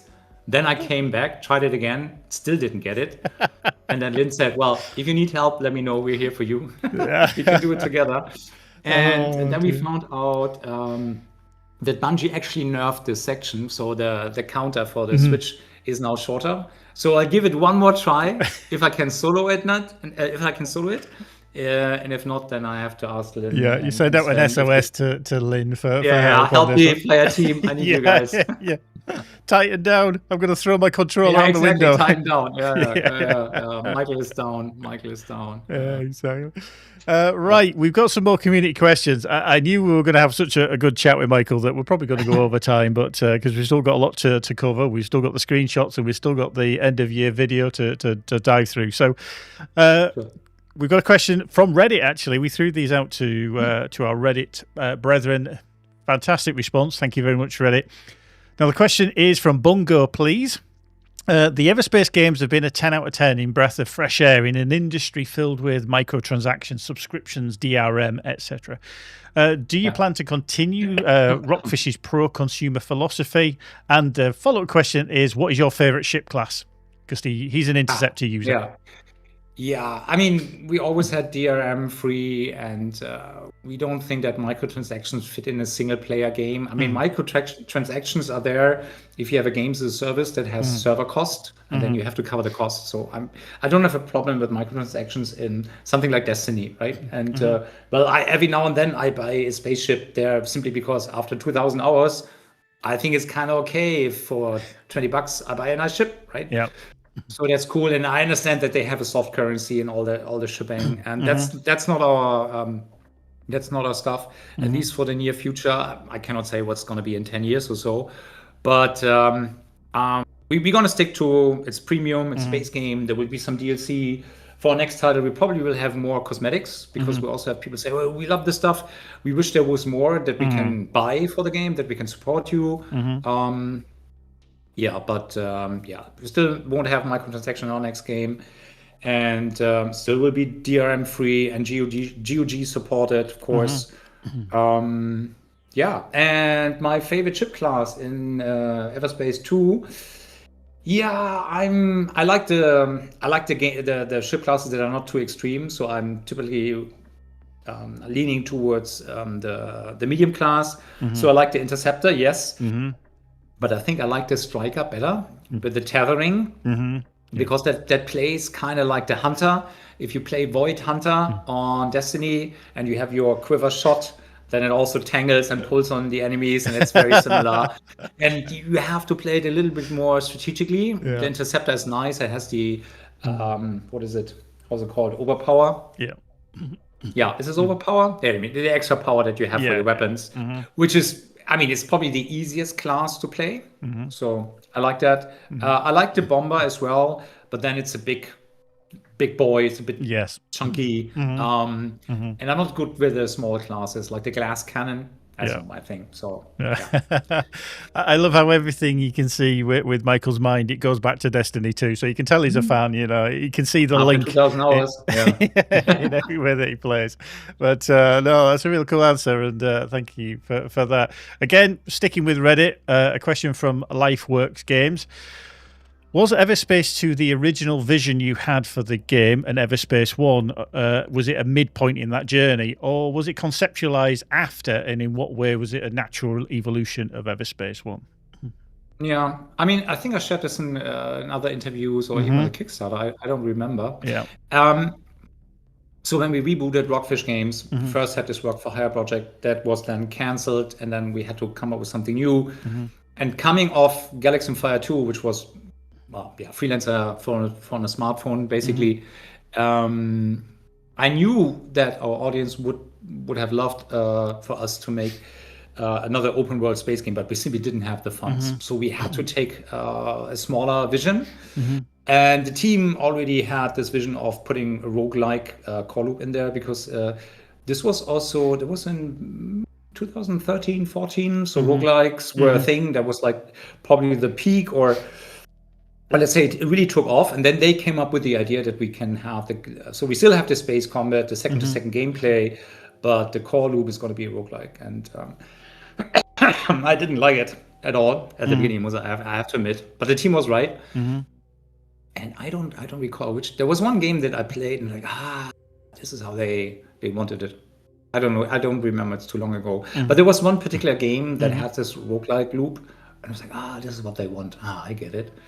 Okay. And and then because EVERSPACE 1 was such a success for us, that enabled us to build the open world, semi-open world in EVERSPACE 2. And then we had this great feedback on the early prototype. And then we kept on investing, and the vision became bigger and bigger. The game became too big, to be honest. So spent a little bit too much money on the base game. But it is what it is. And now it brought us to a new place. And again, I cannot share much about it, actually. Nothing. Probably already shared too much. So I probably have a hard call with Lee. Michael, what did you say? We haven't talked about that. I can easily get carried away. But as you can see, I'm very excited about the team is cooking right now. And, absolutely, But it's going to be that's something I can say. So it's going to be an even more expensive project than before. So more people and bigger project. Yikes. Nothing else. We only have this one thing cooking, so it better works. Indeed. Swiftly moving on again. A question from one of the audience. Actually, there's actually here Matthias JP. They asked a question in advance and said, "Will you continue to be an independent company that is not dependent on third-party companies or investors, for example?" Yeah, good question. Well, if it works, independence is priceless. I recently had an interview with a great talent saying, you know what, the upside is nobody can pull the plug on us. Because when you're not a party or part of a bigger entity, we've seen this in the past, the studio does everything right, and then upper management in the mother company was too ambitious, couldn't land a deal, and then everybody gets a haircut, right? And then you have to let people go, even though nobody did anything wrong, which is, I think, terrible. So as long as we can do it and stay independent, I think we will stay independent. If there comes a great deal along and it's too good to refuse, Christian and I are not getting any younger. So there might be a case at some point that you sell the studio. I mean, there are not too many exit scenarios. So it's like selling the studio. Then obviously when going bankrupt, we had this twice already, so not going to do this again. Let's not do that. So selling the studio, or if you are moderate successful, you just wind down and then you stop making games and then you live off the long tail. It's also something we don't aspire. So the best outcome for the studio at some point in the future is that there will be a sale. It is what it is, right? Because you don't do this indefinitely. Everything has an end. There's a period for everything. But I mean, right now there's nothing on the table. Of course not, because you also have to hit a certain level of success, and we're happy where we're at. Gives us a lot of creative freedom.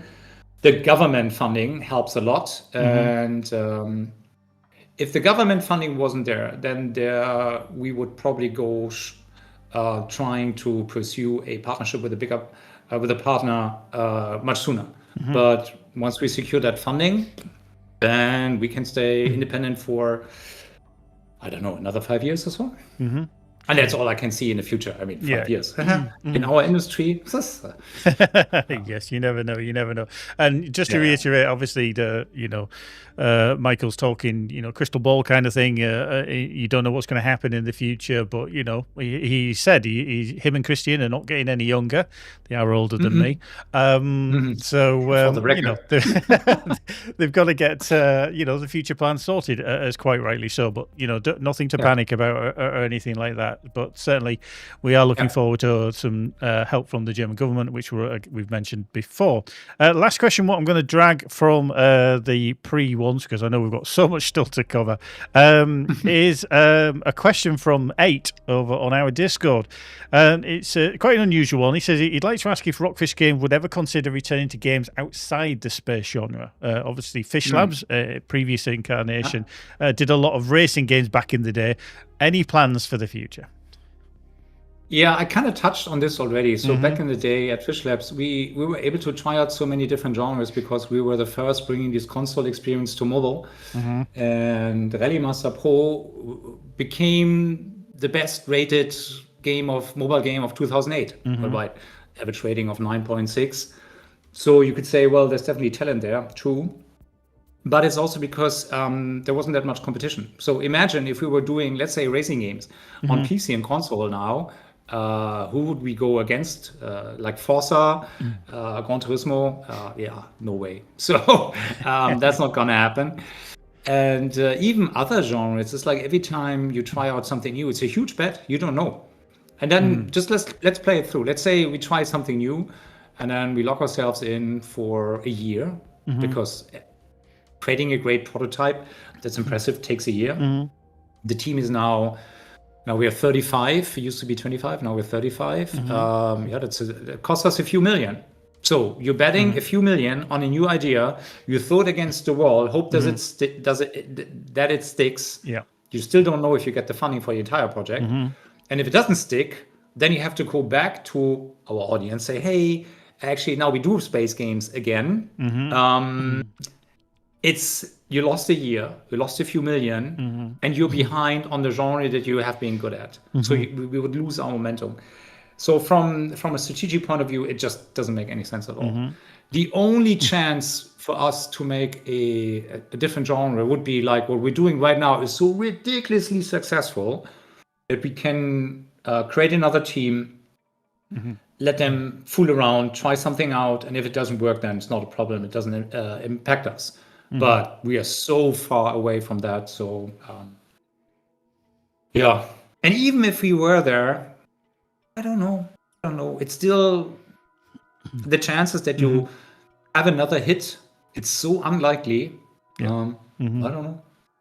Maybe I'm getting too old. I'm getting too risk averse. If you had asked me like 20 years ago, I probably, of course. How hard can it be? 20 years ago, Michael was in his 30s. As was I, to be fair, just about. Just sneaked in there, but no, thank you, Michael, for that insight anyway. And again, to the audience, we've got so many more questions that we could ask him, but we're very mindful of time already. So any that we haven't answered, when Michael comes back in January, we'll go through these remaining questions and any new ones that turn up, because I'm sure we'll put out a call to action for people to give us more questions for Michael to answer. So if you do have any more, please do put them into the chats. We'll throw them into the document that we've got and we can add them in for another conversation. So we're just going to take a quick little break while we set up for the screenshots, because we've got some screenshots from the team and then we've got the screenshot of the year. So don't go nowhere. We should be back in a little moment.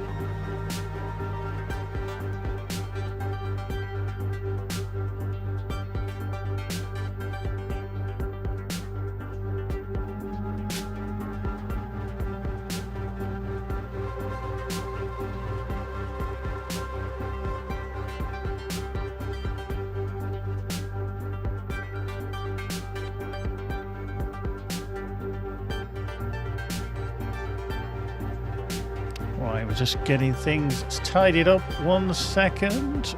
There we go. Oop. We have some screenshots. It's always good. And switch to the showcase. There we go. Michael's still with us. He's going to watch along. So there he is. Happy as he is. Right, these are some screenshots that I'm going to show you of what we've been given from our dev team. Some of you were asking, how good are their screenshots that they produce? Well, we've got about 5 of them from the team because I put out a little request and said, come on, show us your best. This one, Michael would actually know this one quite well, because this one's from Tease, and he's actually called this one Baron Munchausen, which obviously is a very famous German, I think he was a military character from about the 1800s who was infamous for being a bit of a telltale in terms of made things up. But one of his most famous tales was that he rode a cannonball after it was being fired.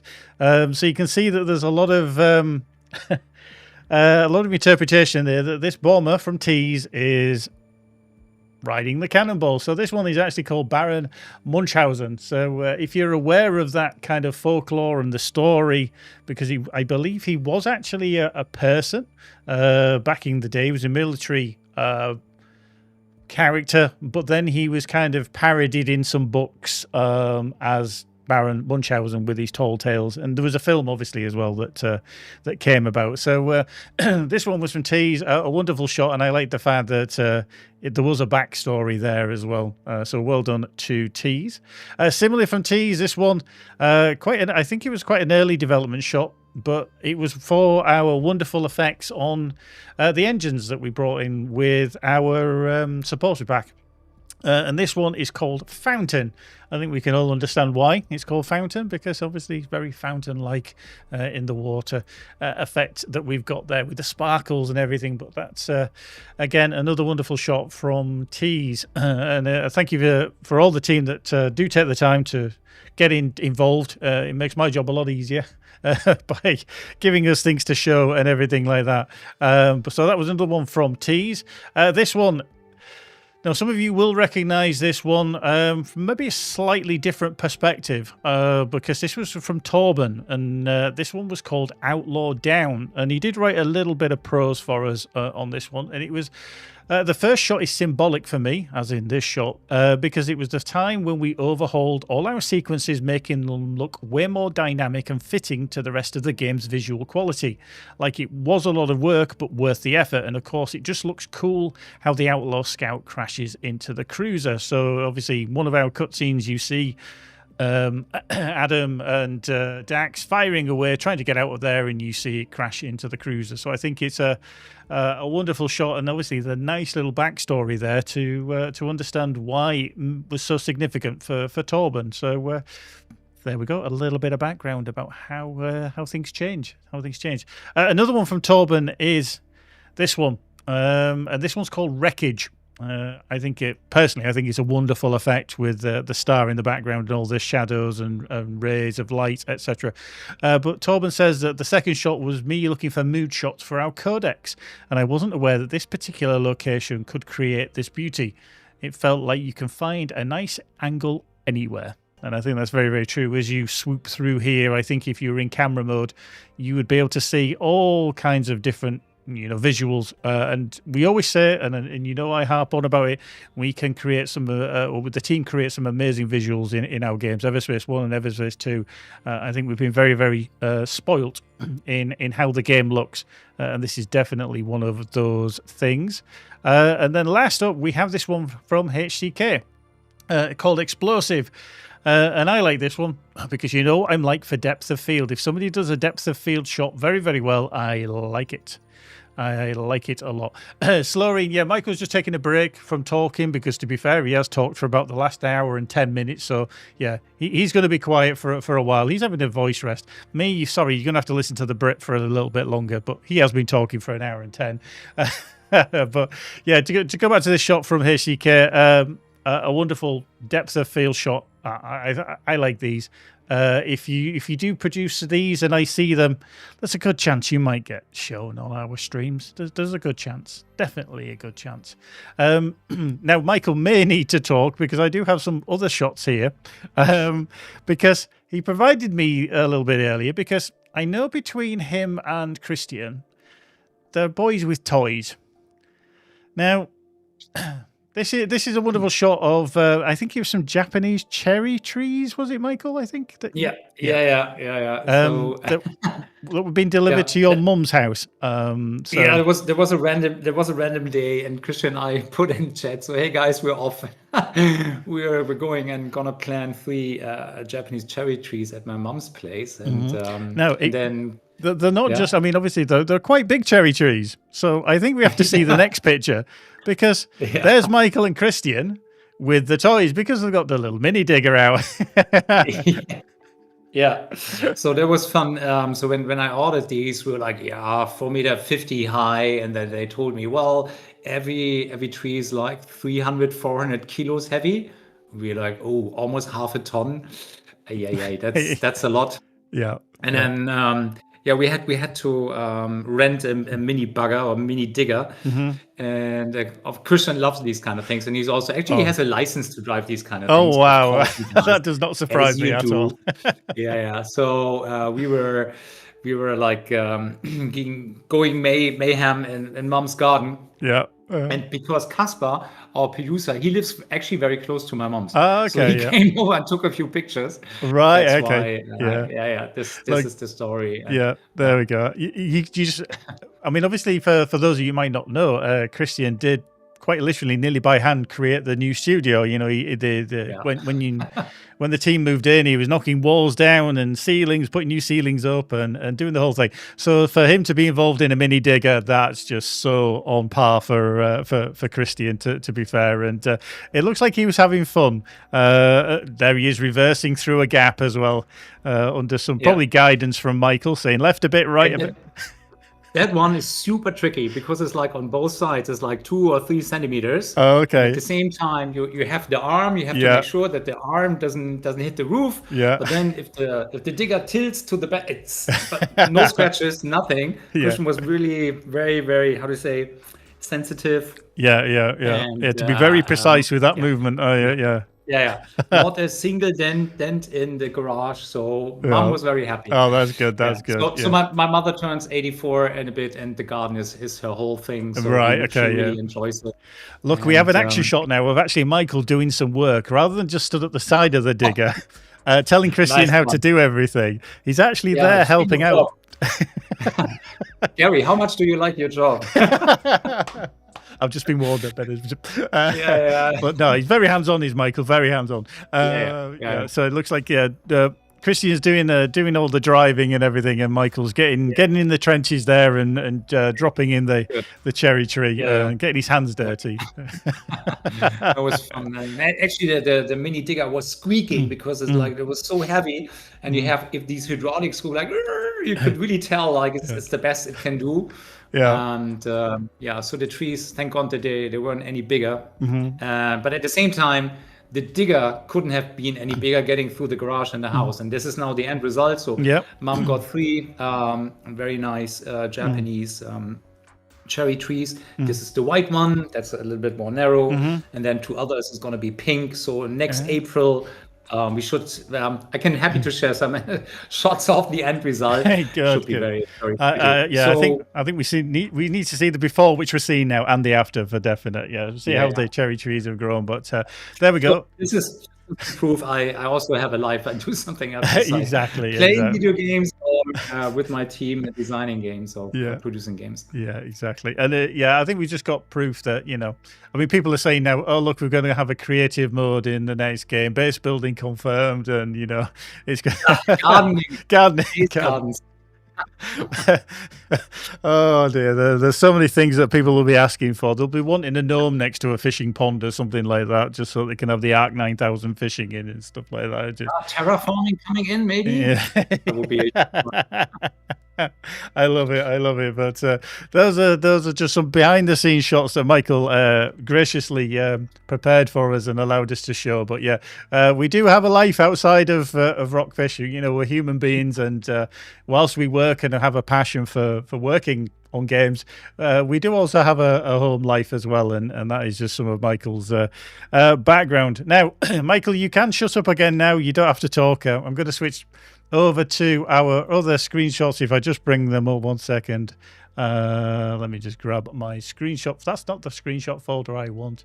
This is the screenshot folder I want. Now, this is screenshot of the year. And all of our team have been voting upon the best ones, essentially, all through the year. And the winner and the screenshot of the year winner is no different, because I've asked the team Hey, out of all the good ones that you've chosen, which is the best? And they found it very difficult. They did not enjoy the task. They were kind of, why are you making me choose between my children? That kind of thing, because all of the screenshots were fantastic. And I think they had a hard choice. And I did not get involved in this. I just literally went, hey, you chose them. Up to you. But these are kind of in a chronological order, not chronological, in kind of reverse order from the, the least votes to the highest vote. So we'll have the winner at the end. And this one is from Bloodwork over on Steam. I think this was kind of middle of the year, I want to say, maybe August time. Definitely after Wrath of the Ancients launches, but I think it's one of the wonderful shots, very, very atmospheric and creating that kind of pyramid and the V effect. And you will have seen these these screenshots before, because they were definitely shown before. Bearded Frog has just said it's not OCD perfect though. No, but fair play to them, because it's very, very difficult to achieve. So I'll let them off there. But a wonderful shot anyway, and definitely one of the monthly bi-weekly winners as such. So that was from Bloodwork over on Steam. Next up is one that did win very recently. And this was, I think, a couple of months back, from Beckman over on Steam. A fantastic silhouetted shot there of, again, something from Wrath of the Ancients with the ancient beam that's flying through behind the ship, creating that wonderful silhouette. And I do like that there's the reflection just of the canopy on there of the lighting in the environment as well. Great shot, but didn't get that many votes. I was quite surprised, but fair play for being a weekly winner previously. Next up, we have this shot, a very much an action shot. And I remember talking about this one because you see so much going on, all the lights, the ship and everything. And then nobody actually ever realizes that there's an impending doom of a missile heading their way, because literally you see everything else and then you notice the flame from the rear of the missile. And this one is from JetBrains on our Discord. I think this was quite early on in the year. Wonderful captured shot just to get that missile launcher firing that single missile heading their way, and they're like, oops, I better do something about that. Space debris, says Slurring Texan. Definitely a lot of space debris. So that was JetBrains on our Discord. Then we had Beckman again, another one of our monthly winners from fairly recently, with this canopy shot, which I think at the time we talked about was just so great that you could see all the way through the canopy. It's such an unusual shot, and I think this is what really stood out for the team, and that's why they chose it as one of the winners for the RFG Top Pic for that month. Classic, I think. The very green and the yellow hues just stand out, and then they've even matched it with the part of the ship as well, just because they knew everything's going to be green and blown out in those kind of vibrant colours of the yellows and the green. Another one, but that was way down the list of favourites, unfortunately. And this one is back to Steam. Muxa Gibbler. This was very, very recent, because this was from Gareth Refinery in Wrath of the Ancients. I mean, what can you say? A beautiful screenshot. Wonderful bit of depth of field at the back there. So I did like that.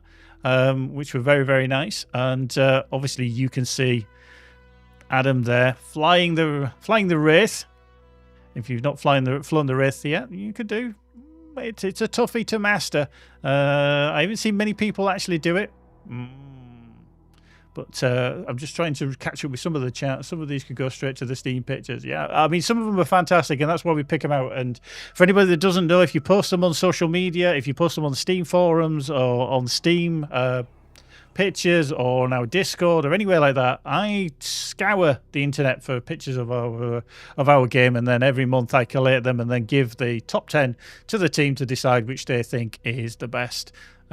I don't always agree with them, and sometimes the ones that I think win don't win, but that's not up to me. But this is a wonderful shot from Muxa Gibbler over on Steam.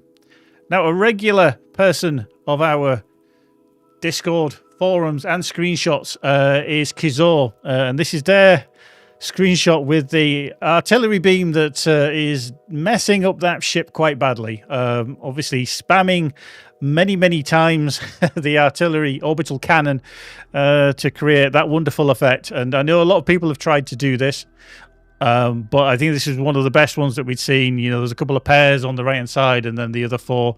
I think there might even be one hiding behind here, actually behind the ship. But a wonderful screenshot. And if you do take some that are all on this level, I do want to see them, and another team do. But well-positioned shot, and one that I thought was worthy of where it was when it won. Next up, we have this very much action shot from Nelson over on Steam. I thought this might actually go a little bit higher in the list, but the team are fickle. They are very fickle. They're not easy to please, and they were they were not happy that this one was the best one. So you know, you're up to a standard. But again, the movement, the depth of field of that, just superb. And I think it really shows off the beauty of the game and the action and the pace and everything that we try and convey.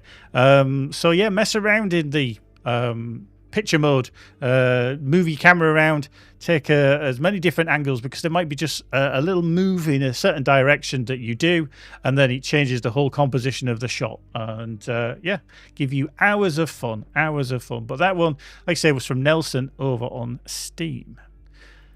And then this one, I thought this was going to win. I honestly did. When I saw this one, it did win, obviously, the monthly one, but I thought this one was actually going to be the winner, because for me, this is almost, for me, promo material screenshot. I think it's so well kind of put together, with the greens and the red being such a contrast in the kind of destroyed gate there. And this is from Ministry of Science over on Steam. I know they've done many good screenshots. The name does stand out. If you do produce wonderful screenshots, I will notice your name, and I'll be looking to see what else you produce. But this one I thought was absolutely fantastic, with the greens and the reds. But it didn't win. Travesty. So we're into the top 4. Okay, so we're into the top 4 now. And this one is from Popcorn and Coffee. I nearly said the name the wrong way around. So Popcorn and Coffee over on Steam. Again, another worthy winner. Fantastic depth of field there, but it really puts so much emphasis on the ship. And even like the focus point even puts the end or the closest bit of the camera just out of focus as well. So it's really nicely done. And the team were, you know, quite impressed with it, but they weren't in the top 3.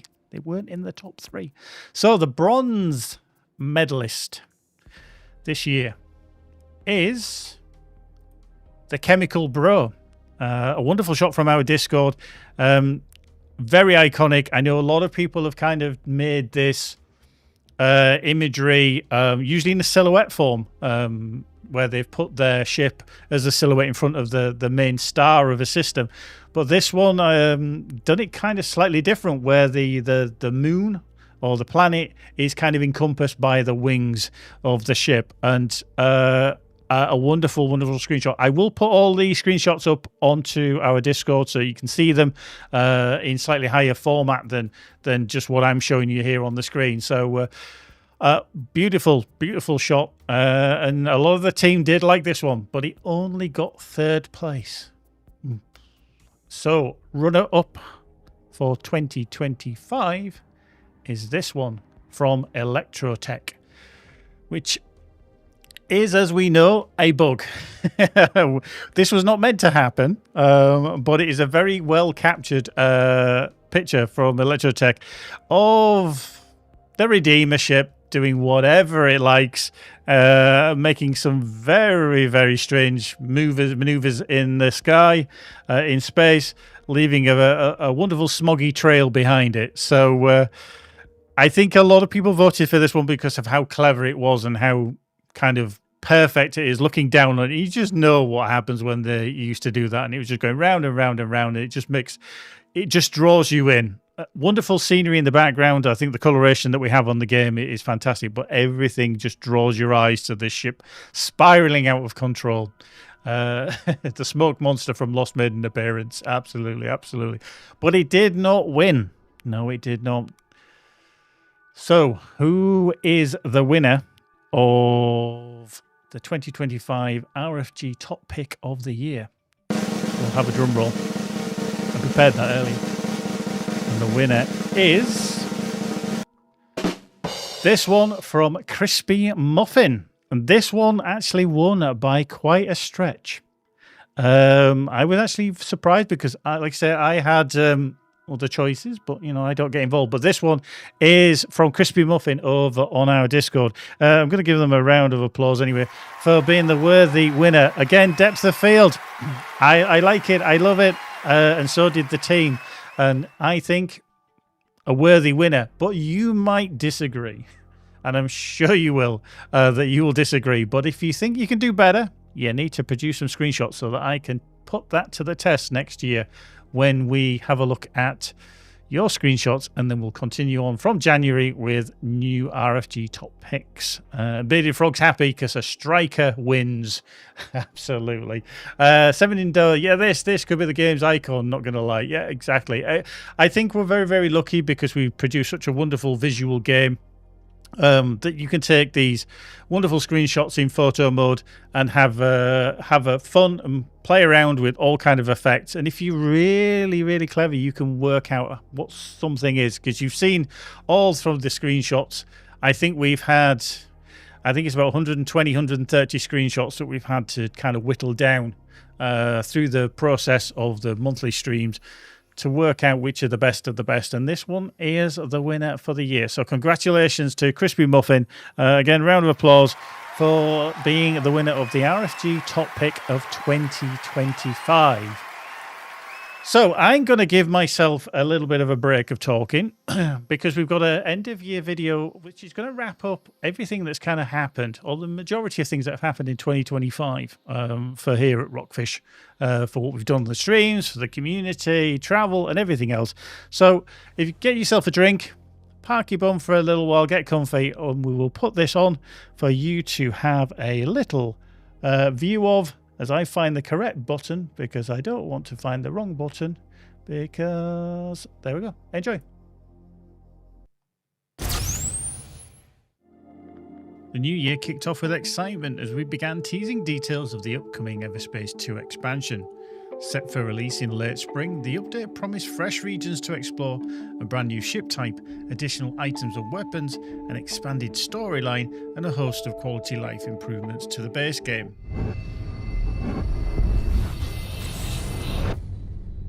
Towards the end of the month, we started unveiling the new features during our live streams. This nice new little button.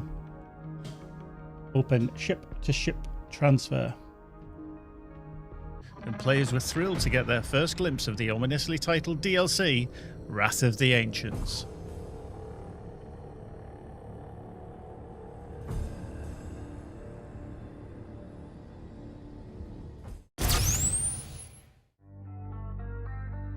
February brought even more reveals and teasers, including a first look at the new star systems arriving with the upcoming update.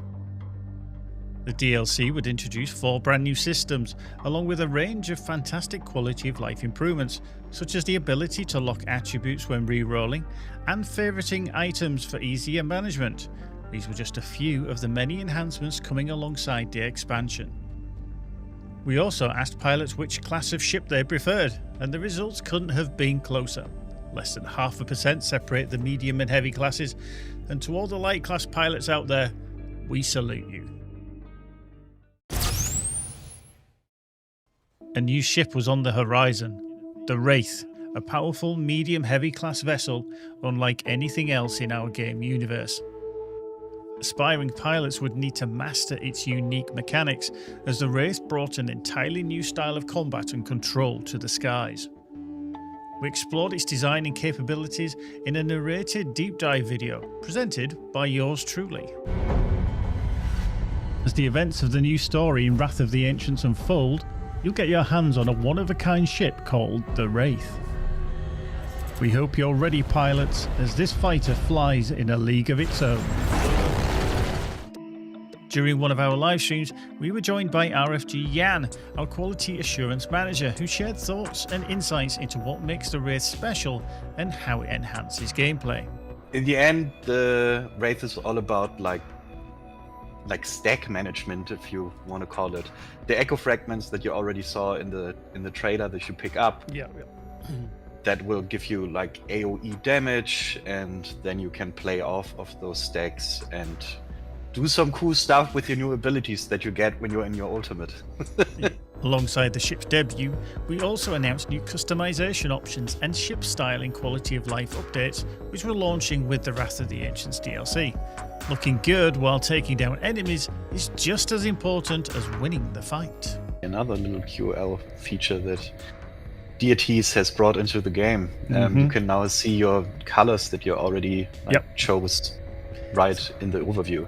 So you don't have to go into there and check it out there. Meanwhile, members of our team made the trip across the Atlantic to attend the Game Developers Conference in San Francisco, where they met with industry peers, leaders and policymakers to discuss future business and development opportunities. April began with a major announcement. We revealed the official launch date for the final EVERSPACE 2 expansion. May the peace of the ancients be upon us all, at last. Set to release on May 12th, just a few short weeks away, pilots across all platforms would soon be able to continue their adventures throughout Cluster 34. Initially, Wrath of the Ancients was priced at $30, €30 and £24.99, but after internal discussions and community feedback, we decided to lower the price by a $5 across the board. We wanted to make sure players could still enjoy the DLC and keep some ramen stocked in the pantry. Ramen. On the livestream side, one of the year's personal highlights for Gary was chatting with the incredible June Yoon, the English voice of Tareen. We discussed voice acting, his career and life, and took questions directly from the audience. In this very subjective way, I've been told all my life, you have a great voice for radio, so I don't have a face for TV. I see. This is one of those conversations. Do you imagine that person is there to have that conversation with? Is that how you literally just visualize them? It's a combination of two things. Indeed, the lines are just words on a document. There's nothing but words. You know what I mean? So the training that one undergoes as an actor to bring those little scribbly things on a page to life, to breathe life into it, literally, is the training that every voice actor brings into a booth to utilize and to show. We also dropped a few hints about the new puzzle mechanics coming in the expansion, designed to challenge players' wits and keep those neural engines firing.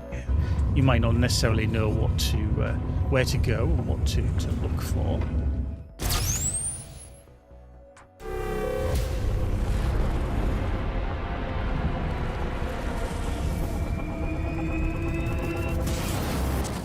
Launch month for the Wrath of the Ancients finally arrived, and we still had plenty left to reveal. If the ancients turned their eye back to us, well, what could a beetle do against a hurricane? During our live streams, we showcased new weapons, modules, devices, enemies, and legendary items, along with even more quality of life enhancements coming to the game. How about we go to level 23? What about level 24? 25? A brand new gear tier, Ascendant level, also entered the mix. Welcome to the new tier of gear. A fresh endgame challenge awaited daring pilots, 4K lunacy rifts. Our toughest content just got even harder. After completing a 2K lunacy rift, you will have the option now to unlock nightmare mode for rifts.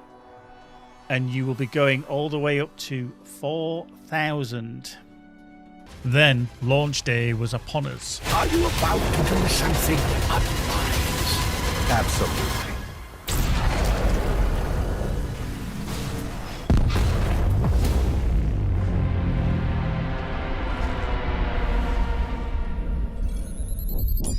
We also rolled out numerous optimizations and improvements to the base game, ensuring an even smoother and more polished EVERSPACE 2 experience overall.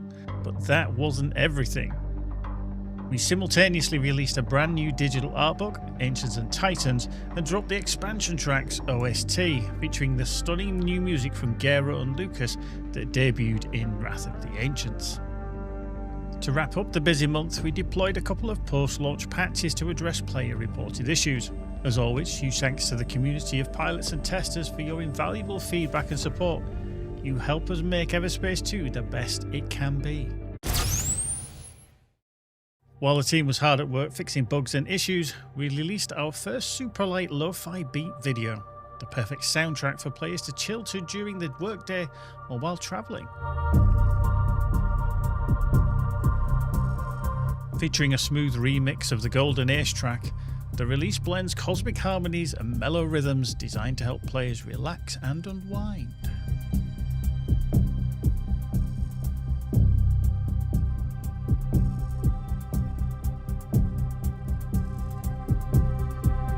On the development side, we also rolled out the final patch for EVERSPACE 2, which included several additional tweaks and fixes. Even now, the team continues to keep a close eye out for any critical issues that might emerge post-update. And in a satisfying moment on our livestream, Gary finally conquered a 4K Rift, using a community build setup no less. This well-earned victory secured him the prestigious 4K Riftmeister title on our Discord. Achievement unlocked.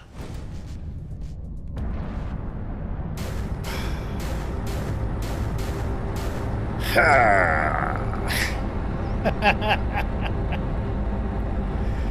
me that loot! Give me that loot! With the summer months in full swing, we kept the chill vibes going with even more lo-fi beat videos. This time hanging around the massive OCAR stations and soaking in the hustle bustle at Prescott Starbase, helping fans groove through their days. We've had some fantastic community creations through the year, including an awesome retro Nintendo 64 style animated GIF from Acid Grey, showing off their bomber build. It was an incredible piece of work and seriously impressive talent.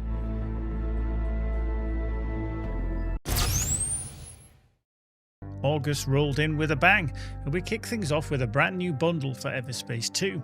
The Galactic Edition, packed with the base game, both Titans and Wrath of the Ancients, plus the awesome supporter pack, gave fans a one-stop package for everything they needed. We also had the chance to sit down with Lee, our PR and Communications Director here at ROCKFISH Games, to chat about all things marketing and communications and what his role entails. And I have to say, he's not bad for a guy from Canada. I can't talk about the next project until it's announced, but I'm going to be doing a lot of work behind the scenes, making sure that we know when we're going to announce it, we know how we're going to do that, what channels we're going to use, making sure that media is aware of what we're doing, talking to partners when we're at shows like Gamescom, Tokyo Game Show, PAX, GDC, all over the place.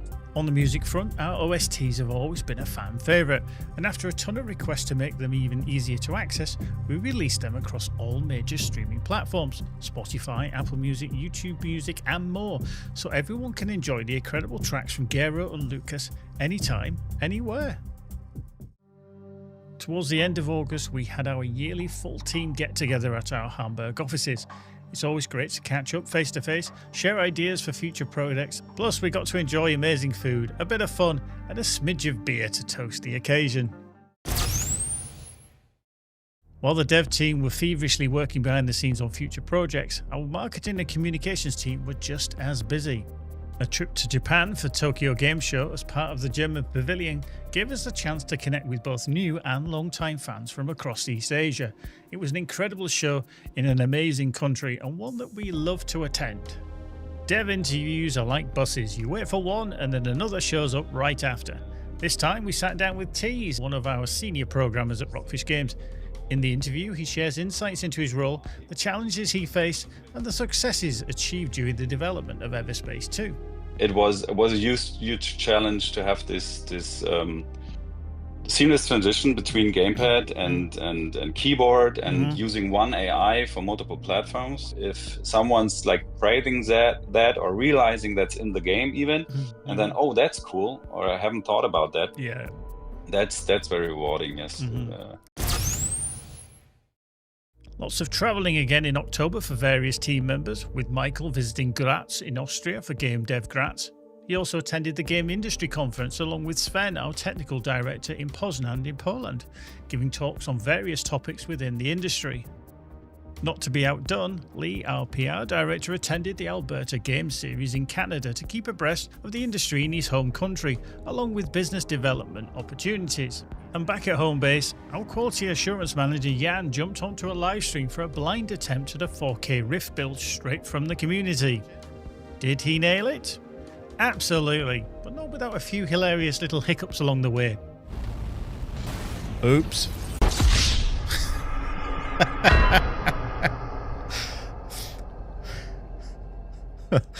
I cut out that one.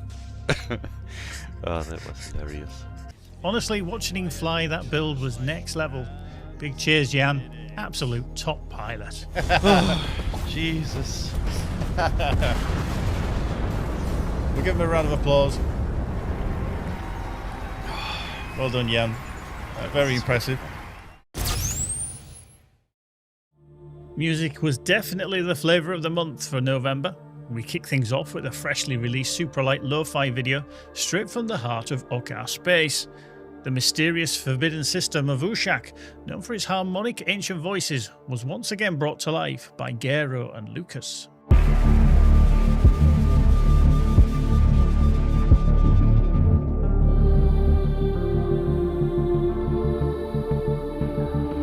Speaking of Gero, our audio director, he joined us as a special guest on our live stream. During it, we had the chance to deep dive into his career, explore his sound creation processes, and hear about the inspirations that drive his incredible work. How does your mind work when developing a new soundtrack or a Superlight track, for example? I don't know. I mean, for example, EVERSPACE 1, I sat there with a dice and I was kind of, okay, which kind of odd time I'll take this time, yeah? Really. What inspires you then, or helps you with your creative process? What do you kind of absorb from outside that helps you create these wonderful sounds? Well, obviously, listening to lots of music. Mm-hmm. I mean, I play different kind of music in private, but you know, it's every time you try to play something, you learn something. So. And finally, we wrapped up the month by teaming up with our friends over at Egosoft, the brilliant minds behind the X series of games. Together, we launched an exciting bundle deal featuring EVERSPACE 2 and X4 Foundations. It's a fantastic way to save on two amazing space games, making it the perfect starting point for anyone new to either of these epic series. Definitely worth checking out if you're into space exploration. As the year draws to a close, we just want to take a moment to thank you, our amazing players. Your support has meant the world to us, whether it's through every purchase, every bug report, every suggestion, or every incredible screenshot you've shared. We're truly grateful for all the ways you help us keep making games that we love, and we know that you love too. Speaking of games that we love, this month in collaboration with Blackbird Interactive, we released a special bundle deal containing EVERSPACE 2 and Hard Space Shipbreaker. Shipbreaker lets you navigate the scrapyard in 6 degrees of freedom while figuring out how best to take apart each vessel. If you haven't tried Hard Space Shipbreaker, we encourage you to get your hands dirty and do so with an extra discount for owners of either title. So what's next for Rockfish? Well, we've got a lot of exciting things in the works. We're pouring our hearts and souls into some incredible future projects, but right now we're not quite ready to reveal anything just yet. And to be upfront and transparent as we always are, that might be the case for a while longer. Until then, see you in 2026.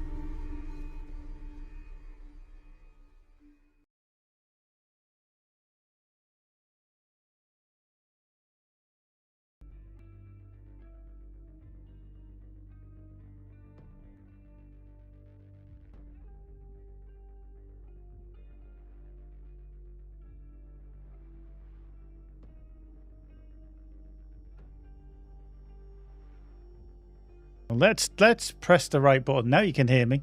Yes, you can hear me. That's all good. I've got on mute. forgot to unmute. I was enjoying myself watching the video for the 50th time that I forgot to unmute. Heck of a year indeed, Bearded Frog. A lot to obviously go back through there, but I'm glad you kind of enjoyed it, hopefully, as a little retrospective look at 2025 of what we kind of did. There's a lot more that happens in the background as well. But, you know, we kind of always like to be busy, and we will be busy in 2026 and beyond. But before we go, I've got things to remind you about as well. Obviously, we touched on it. Soundtracks are now available on all the music streaming services. So if you want to listen to those wonderful tunes from Lucas and Gero, you can, because they're available to stream, whichever one you prefer. Also, this time of the year is sale time. Christmas sales are on, winter sales are on. So if you want to grab a discount of 25% for the Galactic Edition for EVERSPACE 2, you can over on PlayStation, which is a bit of a bargain for you PlayStations. So do dive in there. Steam has kicked off their winter sale, and we have an amazing 80% off our base game. So EVERSPACE 2 is our highest discount ever off the base game, 80% off. Loads of discounts on the DLC as well. And even EVERSPACE 1 has got an almighty discount, as we generally do as well. So please do dive into that. GOG, if you prefer, is a choice that you can also get the 80% off, so do dive into those. Again, EVERSPACE 1 is included. Humble, wonderful discount on there if you like to help charities as well. Humble Bundle is an option. We touched on both of them. The X4 Foundation and the Hard Space Shipbreaker bundles are there for you to dive in if you do fancy a little bit of, different gameplay. I've played through X4 Foundations. I've not tried Shipbreaker, though. That's definitely one on my list. Now, some of you as well might have been aware of it, but if you have not, we have just released the player experience survey for EVERSPACE 2, and we want everybody to be involved. So if you haven't already, I'm going to put the link into the chats now, where you can go fill in that document there and give us the feedback on what you thought about EVERSPACE 2 and the DLC. And overall, what you thought about the whole journey that you had with our game. We want to hear what you say. We've obviously listened to feedback, we read the reviews, etc. But this is your opportunity to do that directly to us. We're going to leave it up until, I believe, mid-January, I think it is. Lee will correct me on this. But do go fill it in. It will help us dramatically. And we have some prizes as well, if you've not already known about this, where one of 5 prizes can be yours from the people who enter the survey. And you will receive a digital key of a ROCKFISH game title of your choice. Could be DLC on a platform of your choice. Digital, I say, just as a realist. End of January. Thank you, Lee, for what is currently available. Or, if you like, you can win a copy of the physical art book of EVERSPACE 2, which is superb. I have, I believe, 2 copies, actually. I have one from being a backer and then one from being a member of staff. So, yeah, I've got 2 of them, which I'm very proud of because I'm in it. But, yeah, do fill that in, and you can be one of the lucky winners if you so wish. Now, I'm just going to bring Michael back in because we are going to wrap up there. Michael, is there anything that you want to say to all of our viewers and players? Anything you'd like to give? Well, I mean, obviously, as you said it already, it's like without our players, we wouldn't be here. And we appreciate every purchase, but also everybody who's coming to these streams and hanging out with us for about 2 hours and watching what we're up to. We really love this. This is the fulfillment that we get from our hard work. See that you guys love it, that you follow us, and yeah, let us know if things then maybe are not so great, and we also listen. I think we've shown this in the past. Obviously, we still have to make sure that we only make changes within our budget and with our vision to a certain degree. But yeah, we will keep having this open development also for future titles, and really working with you guys to make sure that we can make the best game possible. Cool. Thank you very much for that, Michael. Right, that is it, boys and girls. It is out of time. We're a little bit over time. I think it's more than we've ever been over, but there it is. But thanks you all for 2025. You are what keeps us going. We keep making those games that you hopefully love and want to continue. Fill in the survey, play lots of cool games over the Christmas period. Write a review for an indie title as well. We'd love you to help out the indies. Give them a lift up. It's so difficult for us and many others to get seen and heard. But in the meantime, have a wonderful festive time. Hope you are all safe, happy, and we will see you in 2026. Seems such a long time ago. Soon be there. See you soon. Take care, folks. Bye for now.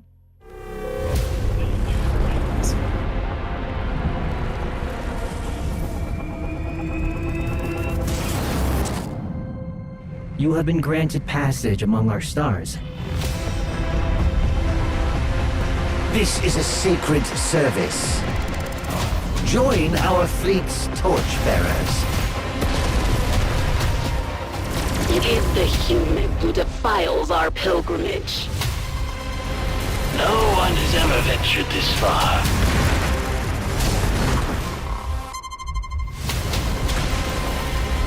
If the ancients turned their eye back to us, well, what could a beetle do against a hurricane?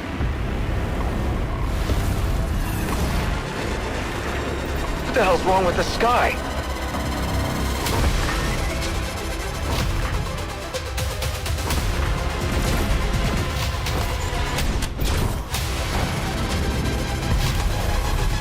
Are you about to do something unwise? Absolutely.